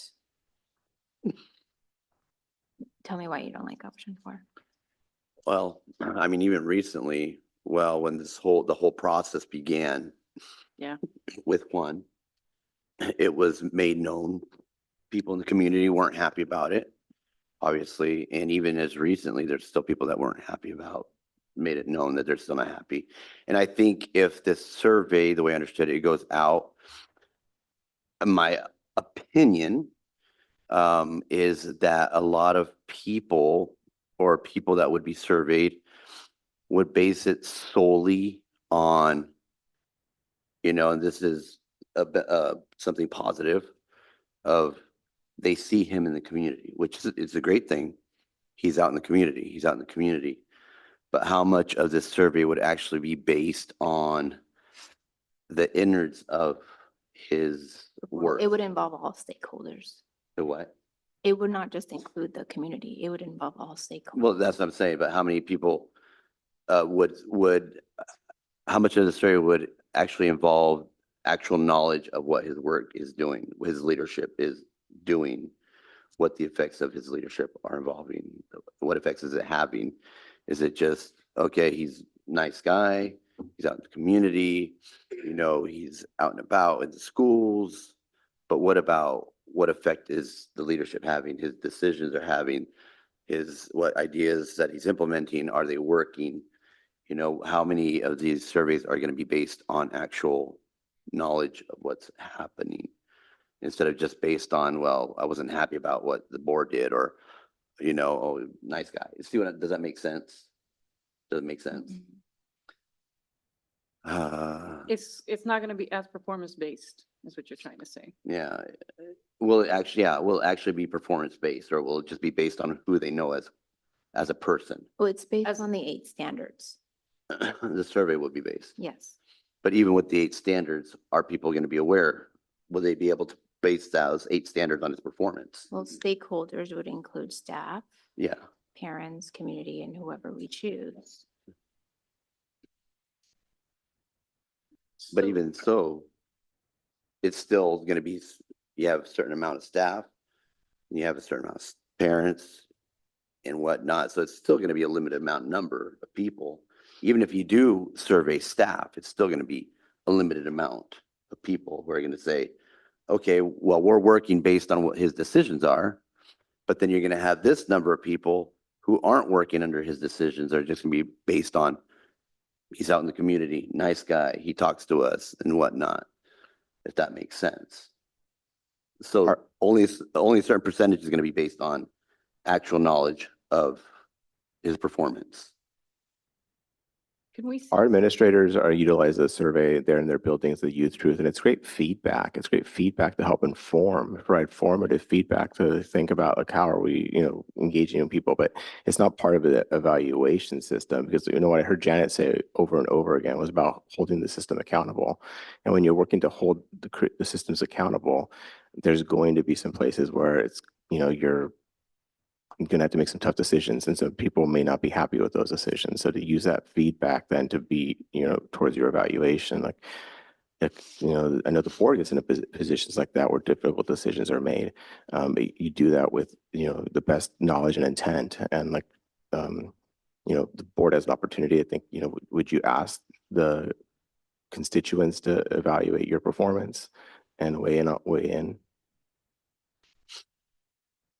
So you think this survey would give us a real good idea of your performance? No, I would think it is not for evaluation purposes. I think we could use the survey that the administrators are currently using to give us feedback on how people are feeling about the work and the happening in the district, but it's not part of an evaluation. It's for feedback. It's more formative. It's not a summative.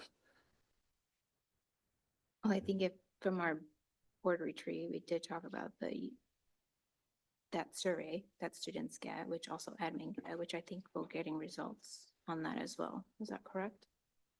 Yeah, we'll be getting, So it's an annual we'll one. have an additional set of eyes.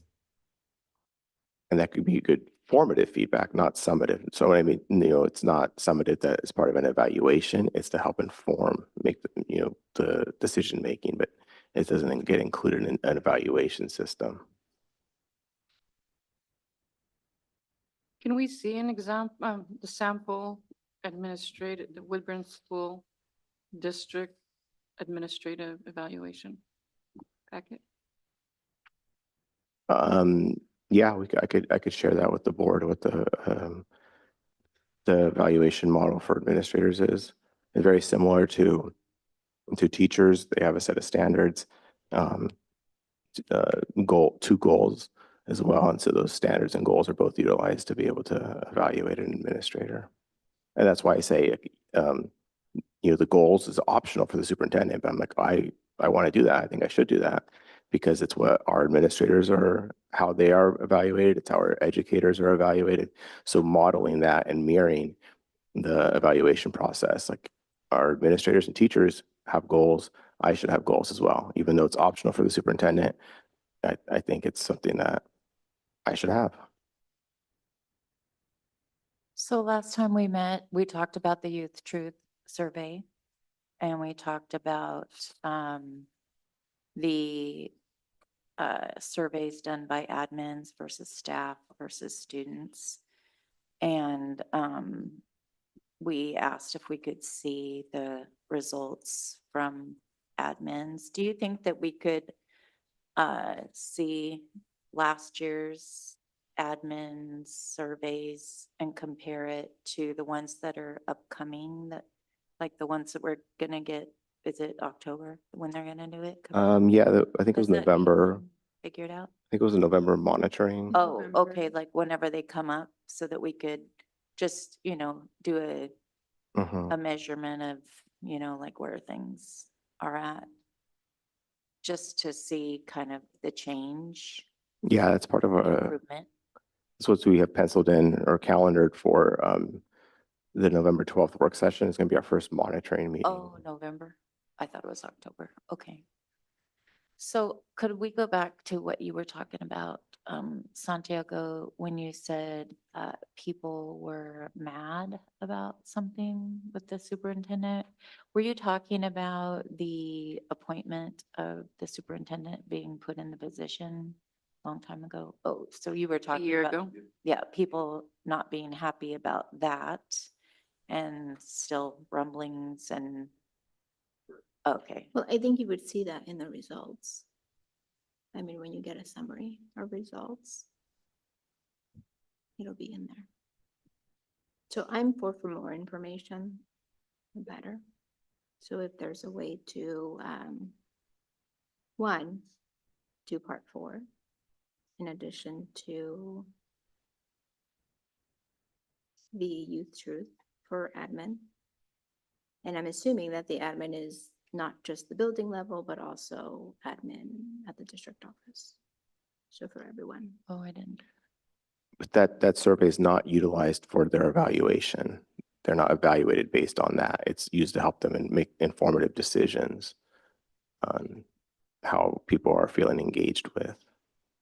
So maybe it would help if we could see just a blank, the questions that go to those people so that the board could get a better understanding of what those questions are, to see what kind of information is gleaned when you're talking about like performance versus what kind of tool that really is for yourself and for the admin.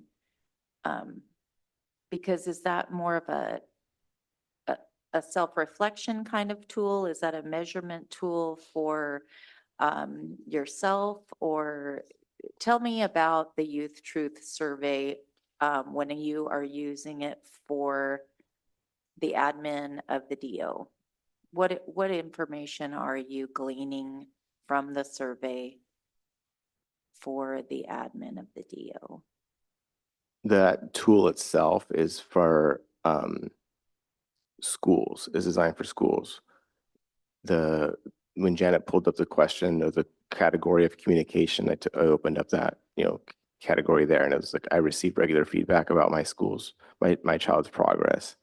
I receive information about what my child should learn and be able to do. Teachers clearly communicate expectations with my child's progress. Those are examples of the questions that are asked in that category of communication. So parents are weighing in on their, But those are students that are answering that question. So if a staff or an admin is completing the survey, what questions are they answering?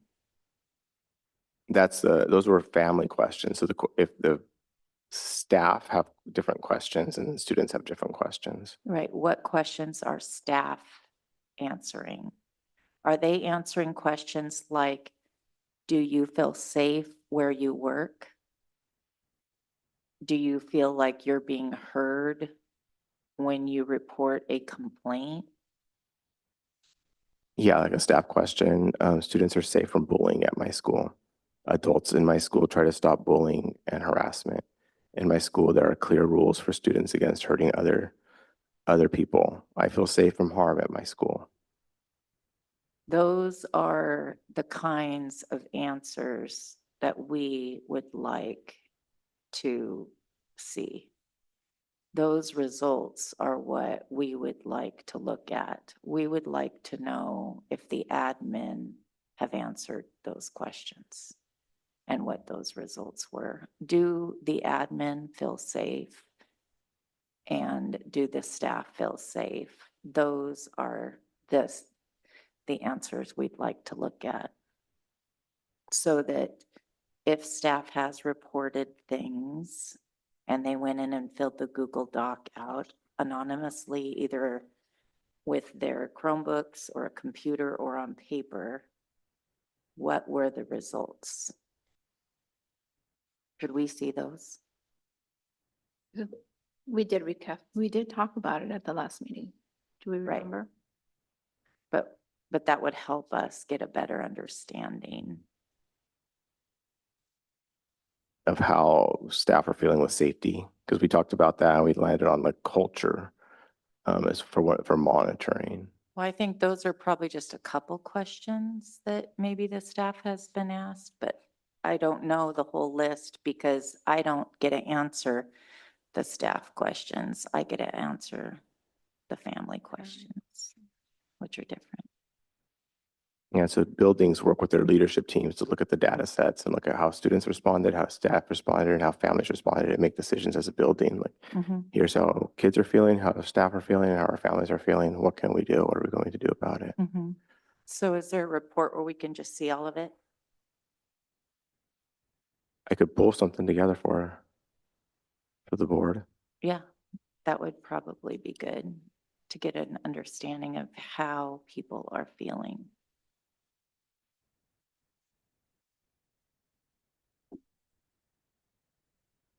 Does that make sense?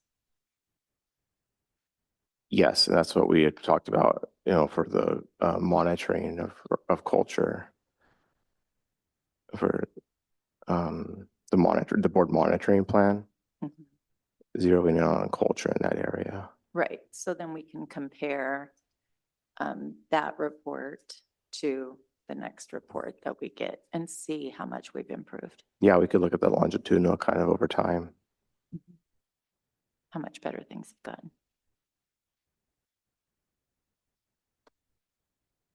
So do we want to make a decision? I wish Ryan was here because I'd like his feedback too. Right. Yeah. Yes, we do want to decide. So what do you guys think?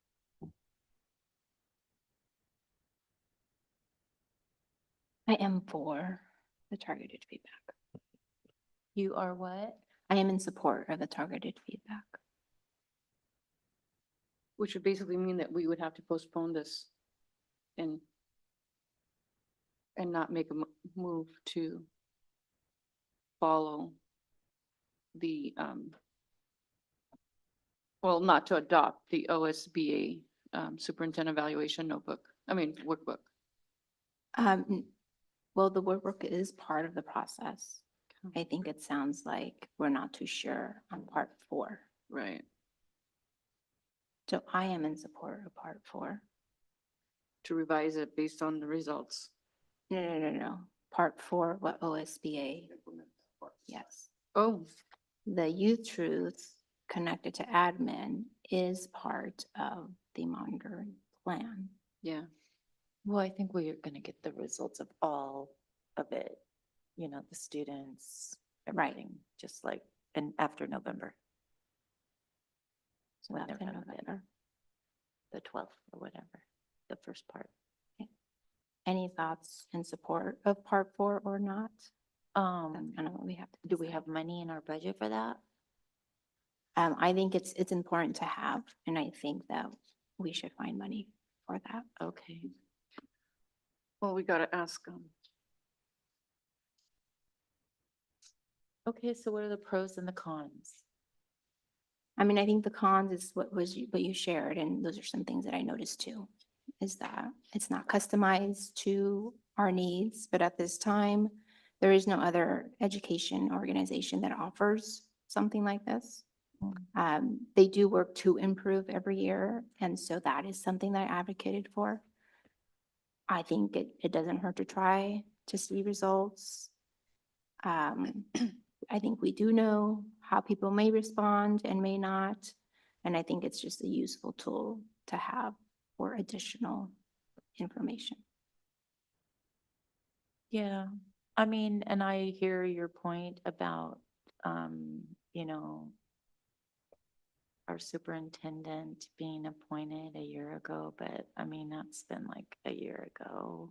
I kind of feel like that's gone by the wayside and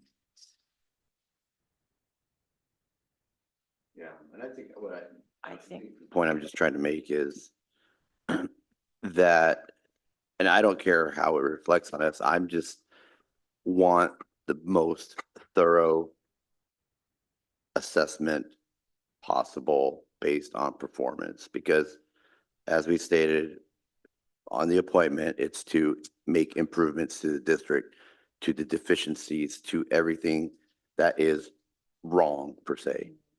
And that's what that was our intention, is to bring someone in to do that. And we entrusted Juan. And so we have our trust in Juan. And that's why, with that being said, that's why I feel like this whole survey, with all that, I felt it was convoluted, that we wouldn't get the most thorough feedback because of opinions and politics and what else. So I felt it would just be this whole mess.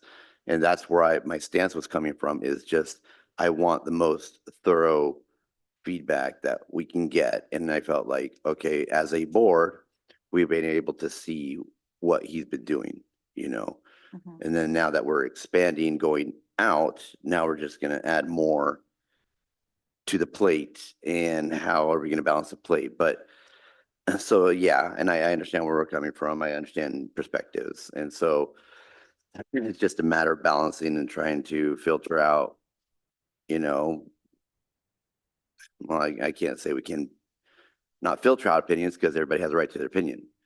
I'm just saying, I guess, just get the best data possible in this regard to, really honestly, truly know where we stand and where Juan is in his performance.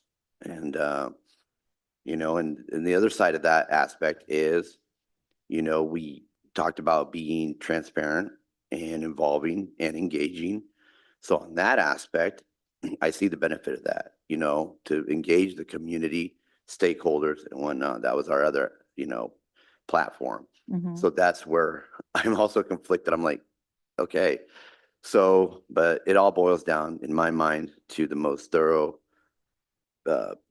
information we can get, data in regards to the performance. So So if we don't have part four, what would be the alternative? what's that? What would be the alternative option for part four? Like the way we did it, but we did it ourselves last year, just doing a performance based, wasn't that what we did?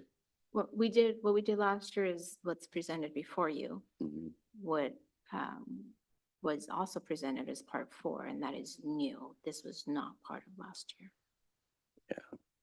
Because we did our evaluation for him last year between the board, right? Just within us. It was, yes, so we will still do that. Mhm, Yes. right. So everything we did last year is the same. Except for part four. Part four would be new, if Mhm. that is what the board would like. Right. Yeah. And see, I think that, you know, that if you're looking at this with transparency and that if we want to be accountable, transparent, you know, who we say we are and that Juan desires to be who he says he is, that if we have the Youth Truth Survey data from last time and this time, and if we do this survey, then we have 3 different measurements to look at, and that we are in a process of evaluating ourselves as a board. What do we need to do? What do we need to look at? But we're also presenting to our superintendent, who is going to evaluate himself, and we are evaluating him, which we are called to do. That's what we're called to do. And so when we look at last year's evaluation, you know, there weren't a lot of marks on things there weren't a lot of notations. And so there weren't a lot of people to survey and say, oh, hey, what about? And so now there is a tool, you know, where we can look at something and say, okay, you know, let's see what a survey can produce or bring. And I don't think that it's like we're getting out some sort of shovel and trying to dig something, because OSBA, I mean, I heard her say a couple of times, I wrote it down, that there's,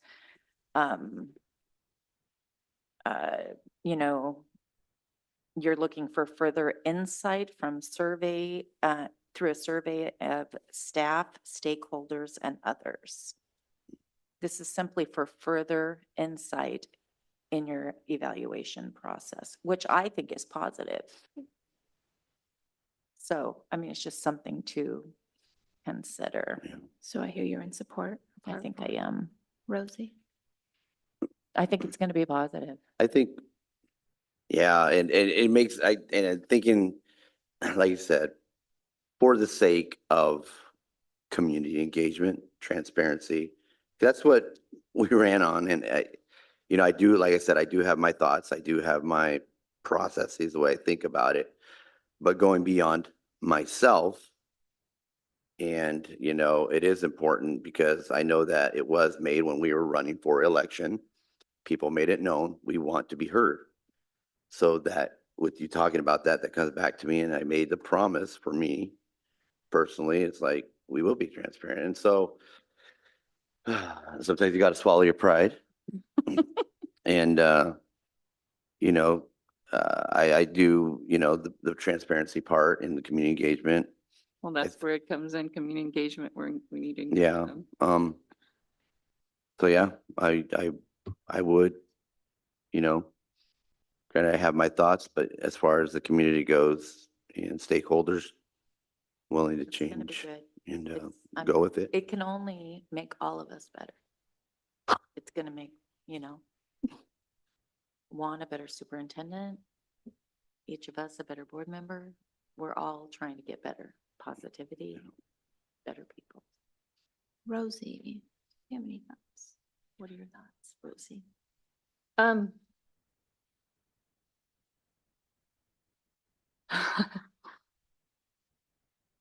I don't know. I just think that we already got a lot of feedback from, you know, the staff, but you're right, we do need community feedback. community response because like the parents and the Sorry, I'm sorry. What feedback did we already receive? survey Who? from like the stakeholders, which would be the parents and No, so we're talking about the superintendent evaluation. We've not surveyed anyone. I know that. We didn't before. No, we never have. So I agree with the involving the community, involving the stakeholders. Okay, so you're in support of part Yeah. 4. Okay. Because, you know, we've heard public comment that like we're not hearing them and we're not involving them. So of course, it was more from staff and also from parents as well. So. Any other thoughts? Discussion? I would like to hear from Ryan, though. That would be, his perspective, Oh, honestly. he's got his own. Mhm. That would be nice to hear what he has Yeah. to say. Okay. I mean, I've been here for a few years now, never really had stability, always change. And when I think of this process, I think of a process that will develop somebody in that position to remain here long-term. I mean, honestly, because Juan is from the community, knows the community, that is maybe a personal desire of mine to continue seeing him here. I just went to a conference this past weekend and man, when you have, I'm gonna cry, superintendents who are serving their districts for 18 years, 15 years, 20 years. Like, geez, man, like we need that. And so my purpose for doing this and even including a survey is that, we want to grow. We want to find those gaps. We want to improve. And it's for growing purposes. And I go to conferences. Sometimes I don't want to, but I do it because I don't want to remain stagnant. I don't want to remain stuck. And I go and there's always questions that I can ask when I come back because I will only be as good as I can be if I'm out there and willing to do work to grow, especially in areas that I do not want to grow in. And so I want this to be a positive experience, maybe a growing experience to continue to help support the superintendent. Those are my thoughts around this process. And also we can be, we can see, or hopefully the outcome will be that the strengths and the weaknesses and where areas of other input of, or feedback, basically, of areas to improve or to gratify of the strengths of what is working. So. And I think selfishly, and part of my response, I think, and kind of let the noise beyond these tables dictate a little my decision, kind of distract me, when in reality, yeah, it does involve the community, but yet we're the decision makers and stuff. And so I need to focus on the betterment, the growth, the commitment and whatnot, and, just let the facts be the facts. And the information that we get, is for betterment and for growth and commitment. And so, yeah, so let it be. And like I said, sometimes you just got to swallow your pride and move on and for the betterment of everybody. So. We're not here for our pride. So We just got to find the money. any other questions or discussions? Are we ready for a motion?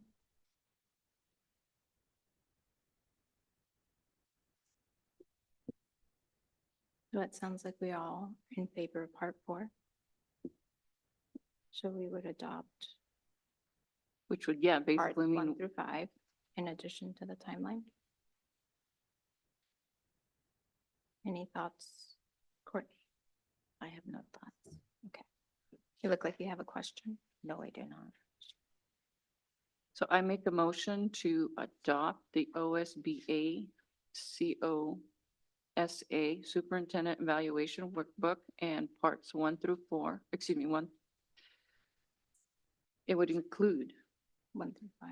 1 through 5 of the workbook to evaluate the superintendent for the 2024-2025 school year. All in favor? Oh, sorry, I need a second. There a second. I'll second the motion. Thank you. Thank you. All in favor of adopting the OSBA COSA Superintendent Evaluation Workbook and parts 1 through 5 of workbook to evaluate the superintendent for the 2024-25 school year, please say aye. Aye. Aye. Motion carries 4-0. And then we do need to also make a motion for the evaluation timeline. So the evaluation timeline in the, would be this one, correct? Yeah, but she didn't give us any. Do we need dates for? But that would determine, the dates would determine our meeting times.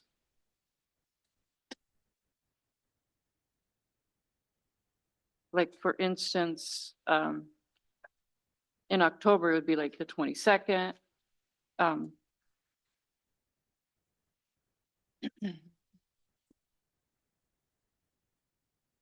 would feel more comfortable If we have if we dates talked to Janet to see what she would recommend for dates? for dates. the and then dates. Bring it to the next board meeting. Okay, so we want to table this? Yeah, so we need more definite dates. Okay.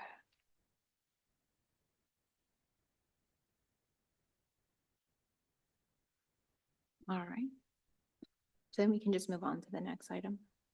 Or do we have to? Yeah. Okay.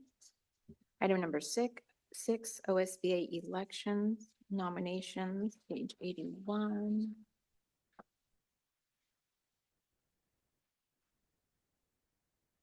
So OSBA Board of Directors positions plus OSBA Board positions 10 and 20 and Legislative Policy Committee position 10 and 12 are up for elections.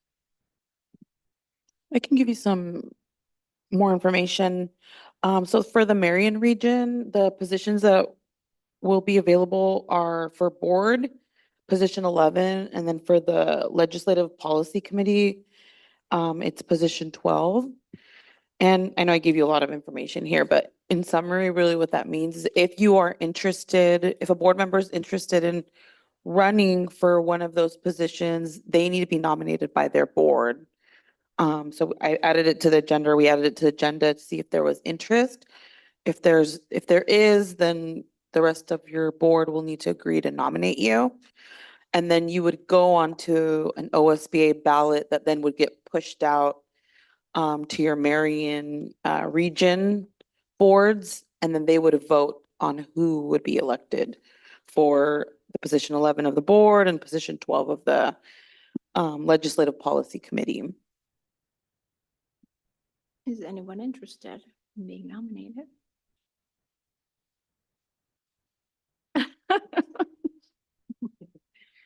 If you're not, you can just move on. We had can to just just get move this in the Yeah, we can agenda. Move on.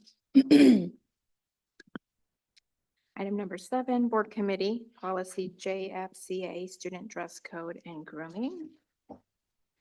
So when we last met, we discussed a committee. And in order to move forward in that step, today, the board, we need to decide, will we go with board committee or an advisory committee to the board? Regardless of what we choose, we can still accomplish what we want to accomplish with the dress code. In speaking with legal as well as OSBA. The difference is for the first one, which is the board committee, what the difference is just like board members are primary in that first committee. And then the second one, you have different stakeholders. And usually board members serve as an advisory, listening in. So the first one, board members serve on the committee. Second one, you can have board members, or you can also have board members serve as like an advisory. Did we read the policy? Are these the same two documents that were in our electronic agenda? Yes. Mm, All right. The one, are you saying the one you received via email? So how many Oh, no, I members? did. I'm just double checking because I read, maybe it was revised initially, because I initially read something else about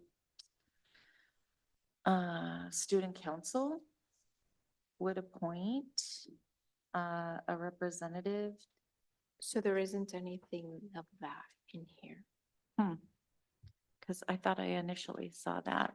Okay, just checking. So our next step in working towards the dress code policy is choosing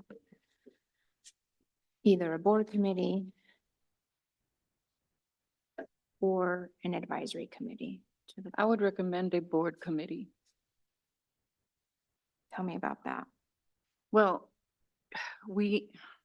there would be at least two of us on the member, plus, we would be able to, we would open it, once we open it up to the staff, the community members, which would definitely include like parents, students, that would be able to engage in this board committee and provide their feedback and assistance on determining the. You the can do dress that code. with both. Hmm? You can do that with both.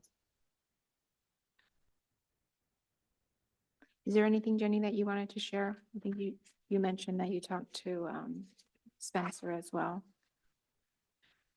Yes. Spencer's the policy director for OSBA, and so kind of reached out because I didn't really see a lot of differences, but essentially what he said is BCE is more of a board committee that board members serve on. He mentioned that these are often longstanding or permanent committees. One example that I think of is some districts have policy committees where once we get an update, boards will go through them and then kind of do what we do during board meetings and then give a final recommendation to the board. So some districts have that. So that BCE is what you would use in that case. BCF generally applies to temporary committees, and he used the word cease to function, or this cease to function language in paragraph 6. They're made of non-board members, but board members can serve. And then it's essentially an advisory committee.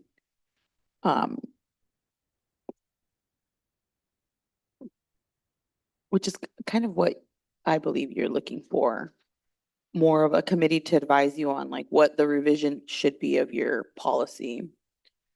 JF. And we can still have board members serve on both.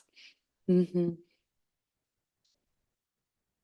the only, with policy, BCF, you could only have up to 2. So it'd be 1 or 2 board members, because you can't have a quorum on an advisory committee.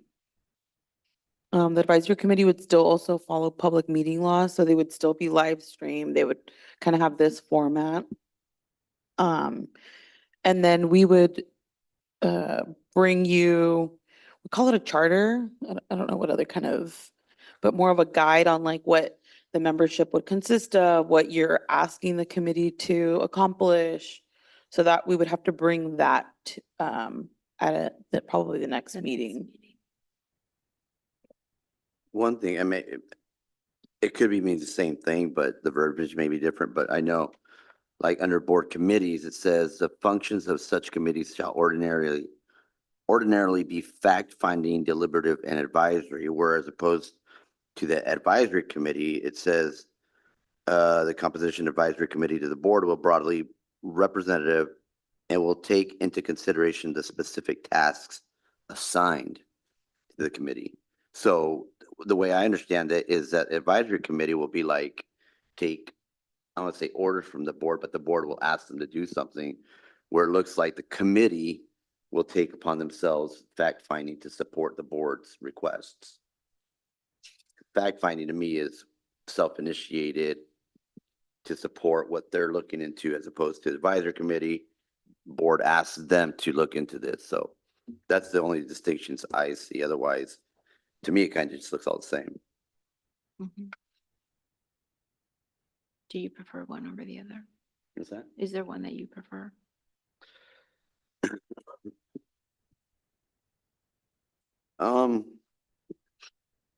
At if there was one, I'd probably go with advisory just because if it was, if I'm interpreting the way I explained it, we would need to be sure that the people that would be chosen would know what they're looking for. Right, and that is what is included in the charter, right? Correct. So that would include like expectations, purpose, Whereas all of that opposed- information. In How the- addition, there would be an application process for those who would like to. see. Yeah, whereas opposed, we would know what we're looking for and be like, hey, please look into this. This is where kind of, so if we're the ones heading this up and we're trying to find the data, we kind of know where to go. Hey, this school district does this. Can you look into these policies or can you find something comparable? Or, so that's where I feel like if we can just direct them, whatnot, but, so that's just my take. That would be part of the charter, correct? Including Correct. expectations. Mhm. Yeah, and we would discuss that. next. How about you, Rosie? Any preference? Or Courtney? Juan, do you have the stats from Dulce in regard to the number of incidents regarding dress to date from her report at site council? No, I don't have her stats. She presented some at site council. I wasn't there. She didn't, she hasn't given you you don't have the up-to-date incidents at Woodburn High School to date regarding, she did like a flash report that showed all, like, how many incidents there were regarding, like, if anybody had aggression or dress, skipping, all of, she made a little chart of everything that had happened to date, minors, majors, and everything. I don't have that on my fingertips. I'd have to like run that report. Okay. So the So how advice, is, sorry, so how is that connected to what we're deciding? I don't really, I would question the need to go this deep into the dress code at this time. It's just really not a very big situation right now. At the high school, where it has been very prevalent, when I was at the site council, Dulce had a chart Mhm. that she had created in regard to all incidents at the high school. And I want to say there had been 4 or maybe 6 incidents from the beginning of school till last Thursday regarding any dress code. And that is not like they have kind of this first time incident, hey, then second, you probably need to change your shirt. I talked to you about that before. And third, I need to call home. Not, like extreme, but I think there had been 4 or 6 in the whole high school campus that warranted something serious. And so I see a lot of work here, a lot of labor, a lot of commitment from people, a lot of time that people are going to need to spend on this. Mhm. And I just wonder if this is the best use of energy. I don't know what's going on at the middle schools at all. Right, because this would be district-wide, not specific to Right. the high school. Yeah, Like I it's for said. all schools. But I don't know what's happening there, but I can tell you at the biggest school that we have in our district, things are being handled very well there. There's an extreme decrease of incidents regarding dress code. Even today, it was 90-some degrees and kids were very well dressed. Today's the last hot day, but now we're going into fall season. So It's I gonna be cooler just, weather. I would say that we probably, need to just evaluate before we get all. But see, an advisory committee is temporary and it's not as permanent as a board committee. And it would consist of, parents and students and so forth. And it would only be for this purpose, which dress code is still an issue. It does need to be addressed. It was an issue last year. And we're just starting the school year, so of course it's going to be at low. Well, we keep talking Yeah. about it. We surveyed, the parents spoke, the staff spoke, everybody spoke. Mhm. I mean, it just like keeps going and going and going. So I feel like we just kind of need to do it, or, yeah, it's just going on forever and ever, and ever. And I mean, I guess just for me personally, because I'm present and I'm seeing it, I just, I feel like we need to get on with it or don't. And so I guess my question is, first off, I guess my understanding is that last year it was really prevalent, more prevalent, I should say, not really, but more prevalent.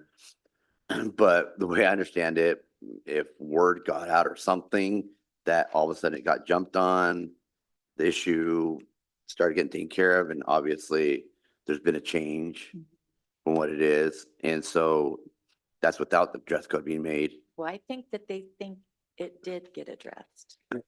So, but then the other thing is now with the cooler weather coming, more sweaters, baggier clothes. So will there be an uptick? Will there be an increase in dress code in the code, the dress code of conduct or whatever? I mean, like in the spring?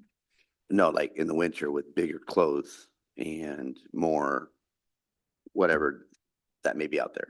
I'm not going to make assumptions. I'm just going to say whatever may be. Well, I'm just going to circle us back to what's on our agenda, Yeah, so, and that is to choose. yeah. And both of them are actually, from what I read also, are both temporary also. Once it's been addressed, then they both dissolve, right? Board, committee, and the advisory committee. Mhm. One cease to desist and, or Spencer just mentioned that BC. terminate, yeah. Is typically used for more of a long-standing committee. Okay, For example, like a policy committee. okay, because I saw terminate upon completing their assignments and then, But yeah, you're Oh, right. it's a- though. Yeah, okay. I just want to be sure.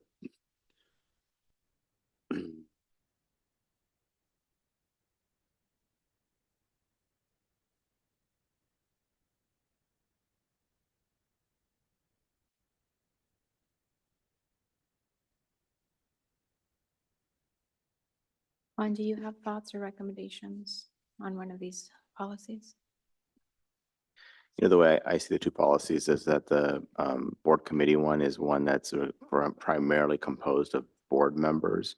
Like an example might be like a policy work group that when we get a bunch of policies come in, like board members meet to wordsmith that. Whereas the advisory is composed more of others, of community members, of other people that you want to bring in to advise the board on the next step. So that's how the distinction I see and what I hear the board discussing. I hear more of a advisory committee that's made up of the different constituents that is going to bring something to the board as a recommendation. So what I hear the board discussing is more would fall in the category of an advisory committee. Thank you. So as far as advisory, so I see that the board may appoint, so meaning there would be interviews. And this is just to familiarize myself with the process. So when I see appoint, I'm assuming interviews. When those interviews happen, do they get interviewed based on the topic at hand or just in general? I think that's what we would discuss and agree on next time. So next time we would discuss the charter, which would include purpose, expectations, what we're talking about now, in addition to application and the application and what that would look like.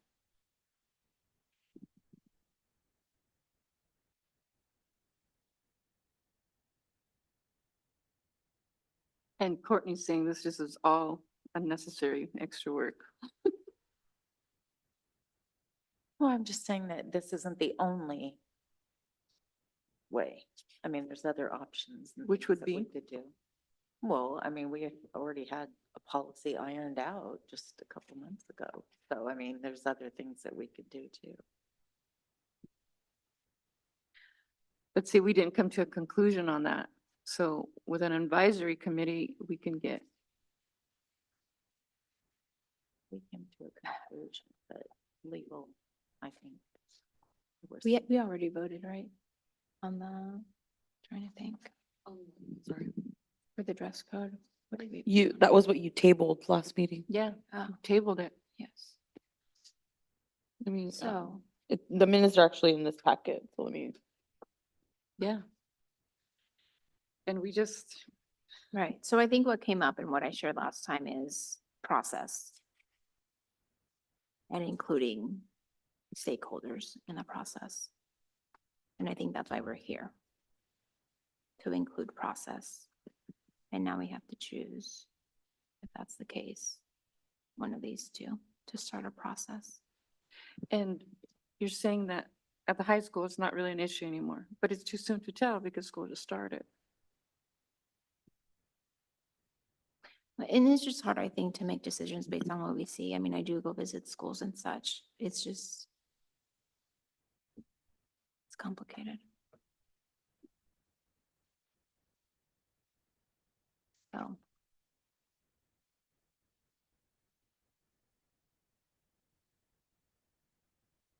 I think there's been a lot of changes this year for the students. I think they have had their cell phones and their schedules and their lunches. They have advisory on Monday, and then they have A and B and A and B. And there's just been a lot of changes all at once. And so regardless of when this change possibly could be made, it's just another change for the students that would be made for Yeah. them. I agree. And you're saying it's disruptive since with all the Well, changes. it's to just do. another transition that's gonna have to be made midstream. And so just like any expectation, there's gonna be, there's gonna be challenges with that. Right. With change, right, comes all of that. But change sometimes is good.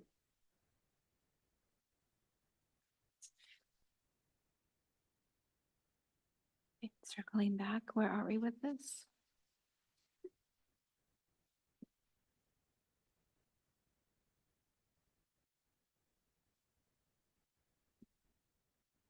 So it sounds like if we're going to choose, Superintendent Larios did make a recommendation. Thoughts? Questions? If we shove it, then it's still gonna be an issue. I mean, a topic that we're gonna have to still If we, address. I'm sorry, if we what? If- Oh, if we table it? Yeah, if we table it for future agenda item. You mean Yeah, when Ryan's here? Yeah, I don't know that we want to table this. So what are we trying to avoid here if we table it? I'm not trying to avoid anything. So can we choose? Are we ready to select?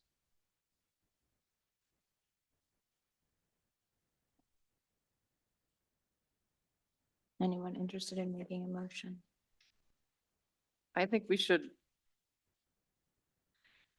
do the advisory committee because of the fact that it's temporary and we get a lot of voices and it is a resource that will be provided to us and and it will be for the sole purpose of addressing the dress code. Can we count that as a motion? No, she has to make a. Yeah, to make a motion. Oh, I do? Okay. I make the motion to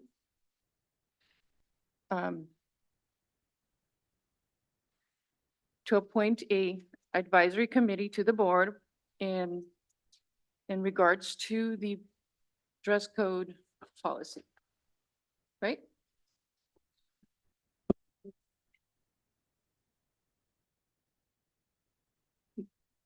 So how much longer will this elongate the process? Because now we have to go through interviews, and right? We'll have to add it to the agenda.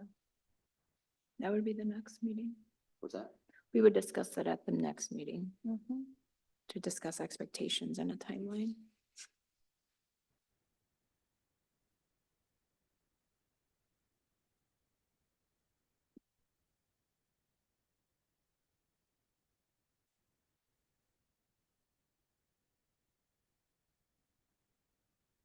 Is there a second? Anybody seconding?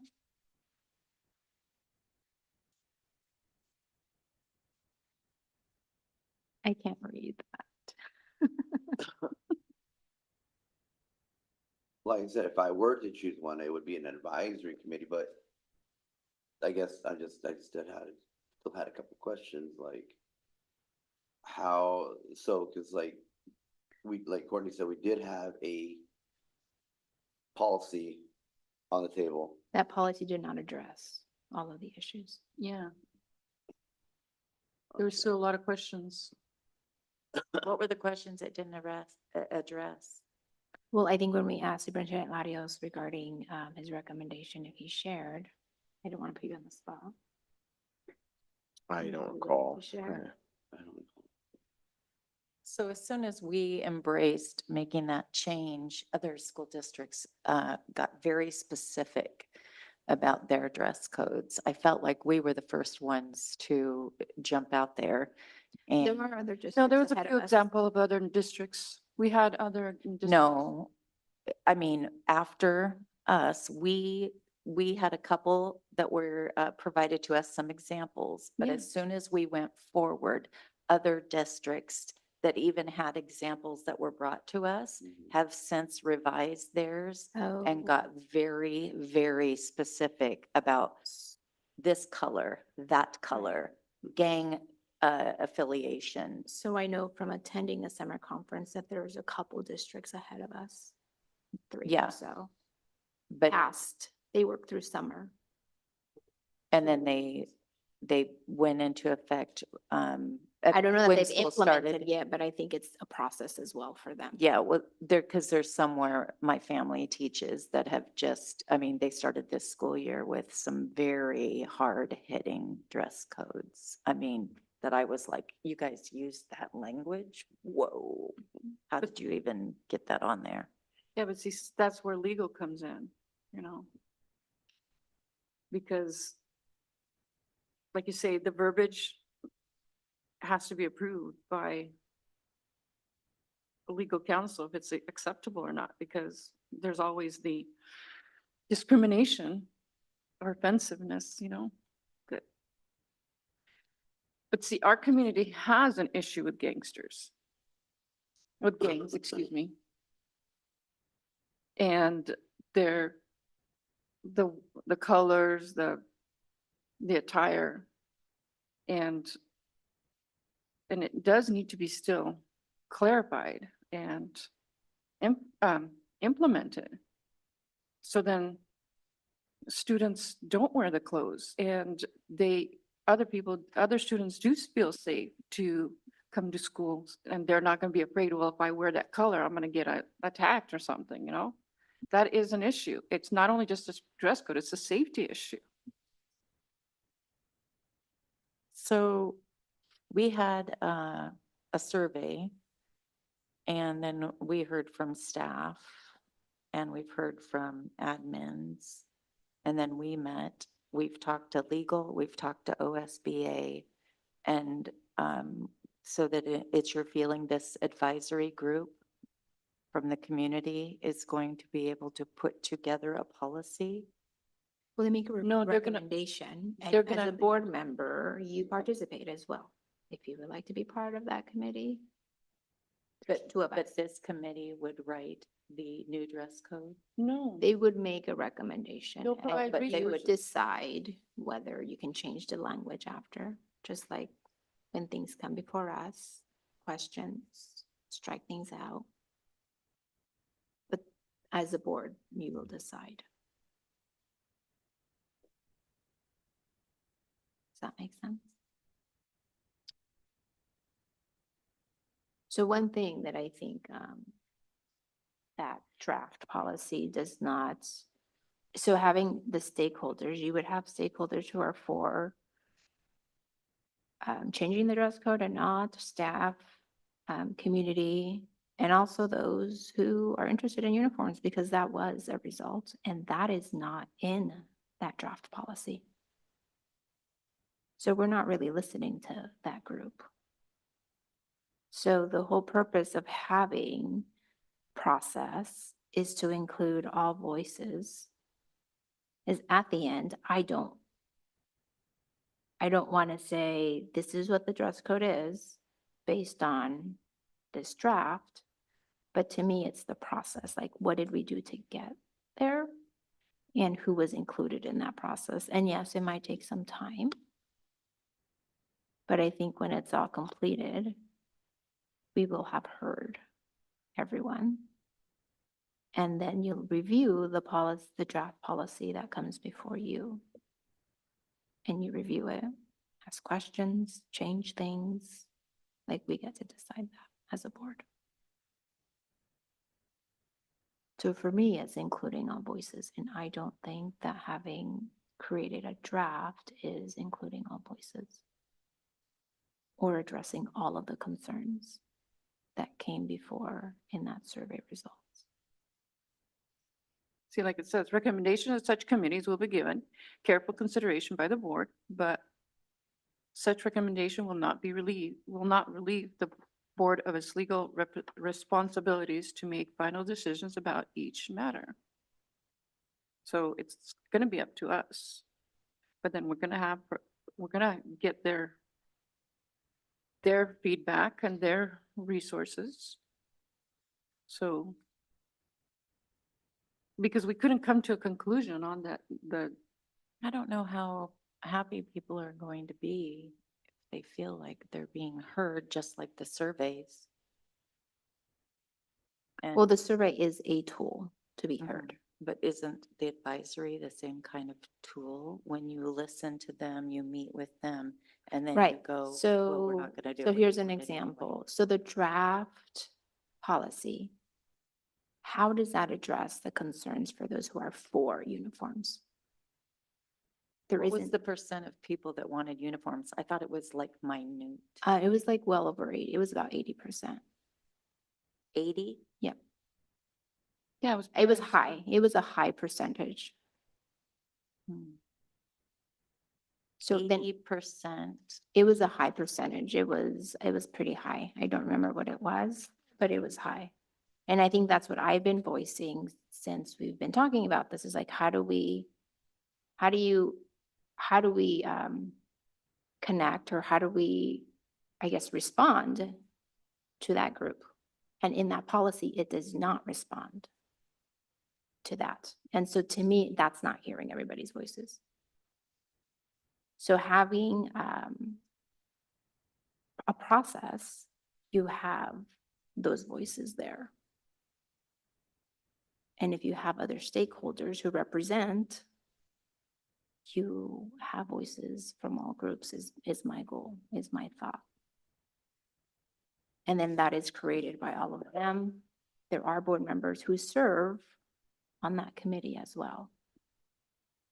So it's not a separate group who's creating a policy, but there's also board members on that as well. So since you've been on the board, what was the last advisory committee to the board that you knew of?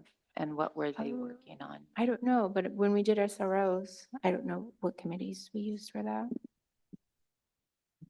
You remember? The SRO, I think, was a superintendent committee. Right? The last time there was a board advisory committee was for the bond.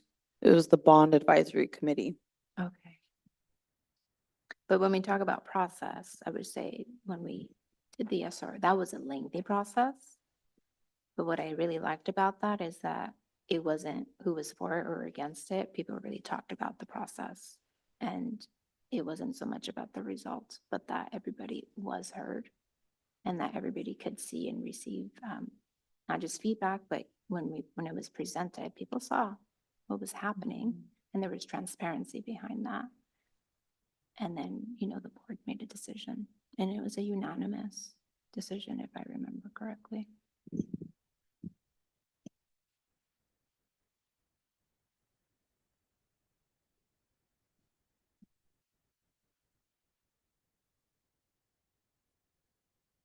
So we have a motion. Well, I made the motion. Is there a second? Nobody seconded it. Okay, what's next? What was that? I said, what's If next? there's no second, Mm-hmm. then that's it, you move on. Move The on motion to, dies. It's gone. right, and then, but what's after that? You move on to your next agenda item. So we have to bring this back. That's up to you, the board chair, but no, you just, the motion dies and you move on. That's it. So what's next? There is no next. So there's no discussion of the dress code? You could bring back what you tabled. You want to have a Which is discussion, which would be the policy. All right, so you all want to revisit the policy? I'd like to table it until Ryan gets here. Well, can we make sure Ryan is here next time and that we're all here? Because it's been since June or May. That's a long time. Yes. June is when, yeah. Yeah, I think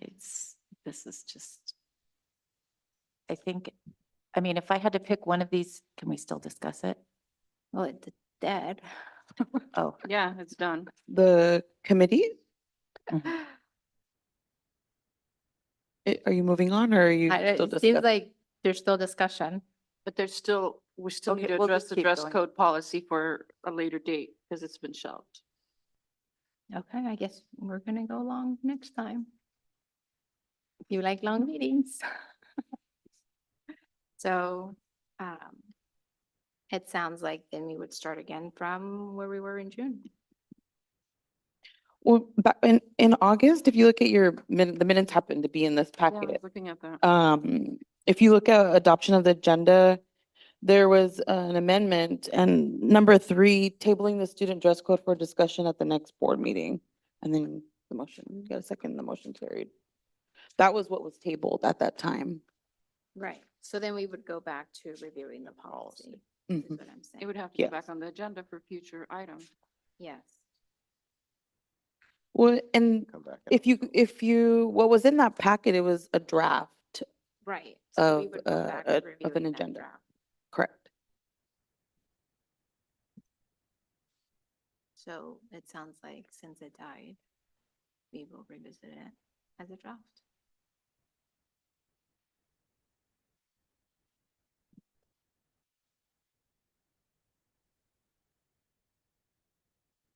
You'll revisit it as a second reading.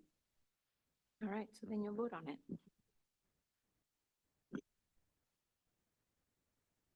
Okay, number 6, future agenda items. Which would be the dress code policy.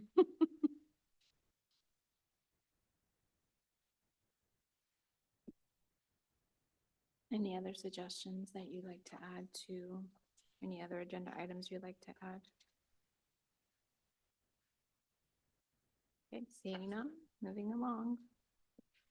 Item number 7, board calendar. You'll see below the following dates, October 8th, October 22nd, November 7th through the 9th. There is homecoming game on Friday. There is also a homecoming parade if you would like to participate. Show up before school ends on Friday, What time school get out again? 3:30. And if you give us a confirmation that you'll be there, so arrange to get you on a flow I'll be there. Over the homecoming parade for the parade. on Friday. Do you have a bunch of extra floats?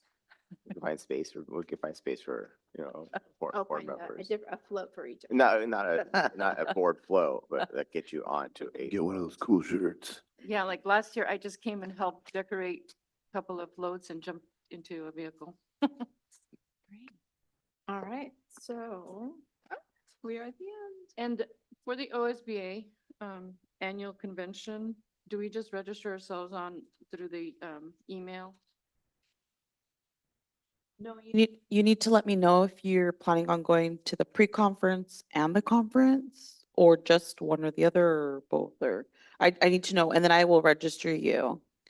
And then you need to let me know if you need lodging as well. Okay. So it's either lodging or you get mileage to and from, or we can even carpool too. Quan and I are planning on driving every day. And then the schedule agenda, that's not available yet. I sent via email agenda at a glance, I think it was. I sent it to you via email, and then I also linked it into the promise. Okay. Take a look at that. Yeah, and I think I heard Janet say this morning that the detailed one will be available at the end of next week. And the pre-conference is on the 7th. Correct. And we don't know what's the agenda, like you said. It hasn't been put out Yeah, yet. I think next week is. I think the details is more of like the workshops, but I think the pre-conference, I think they have, I'll take a The look. top. yeah, you might, I don't know off the top of my head, but I think they do have the topic. Okay. Right. So yeah, if you can just let me know as soon as possible, that would be great. All right. Anything else? All right. It is now 9:09. And I adjourn this meeting. Thank you for those of us who hung out with us. Thank you. Have a good night. Thank you.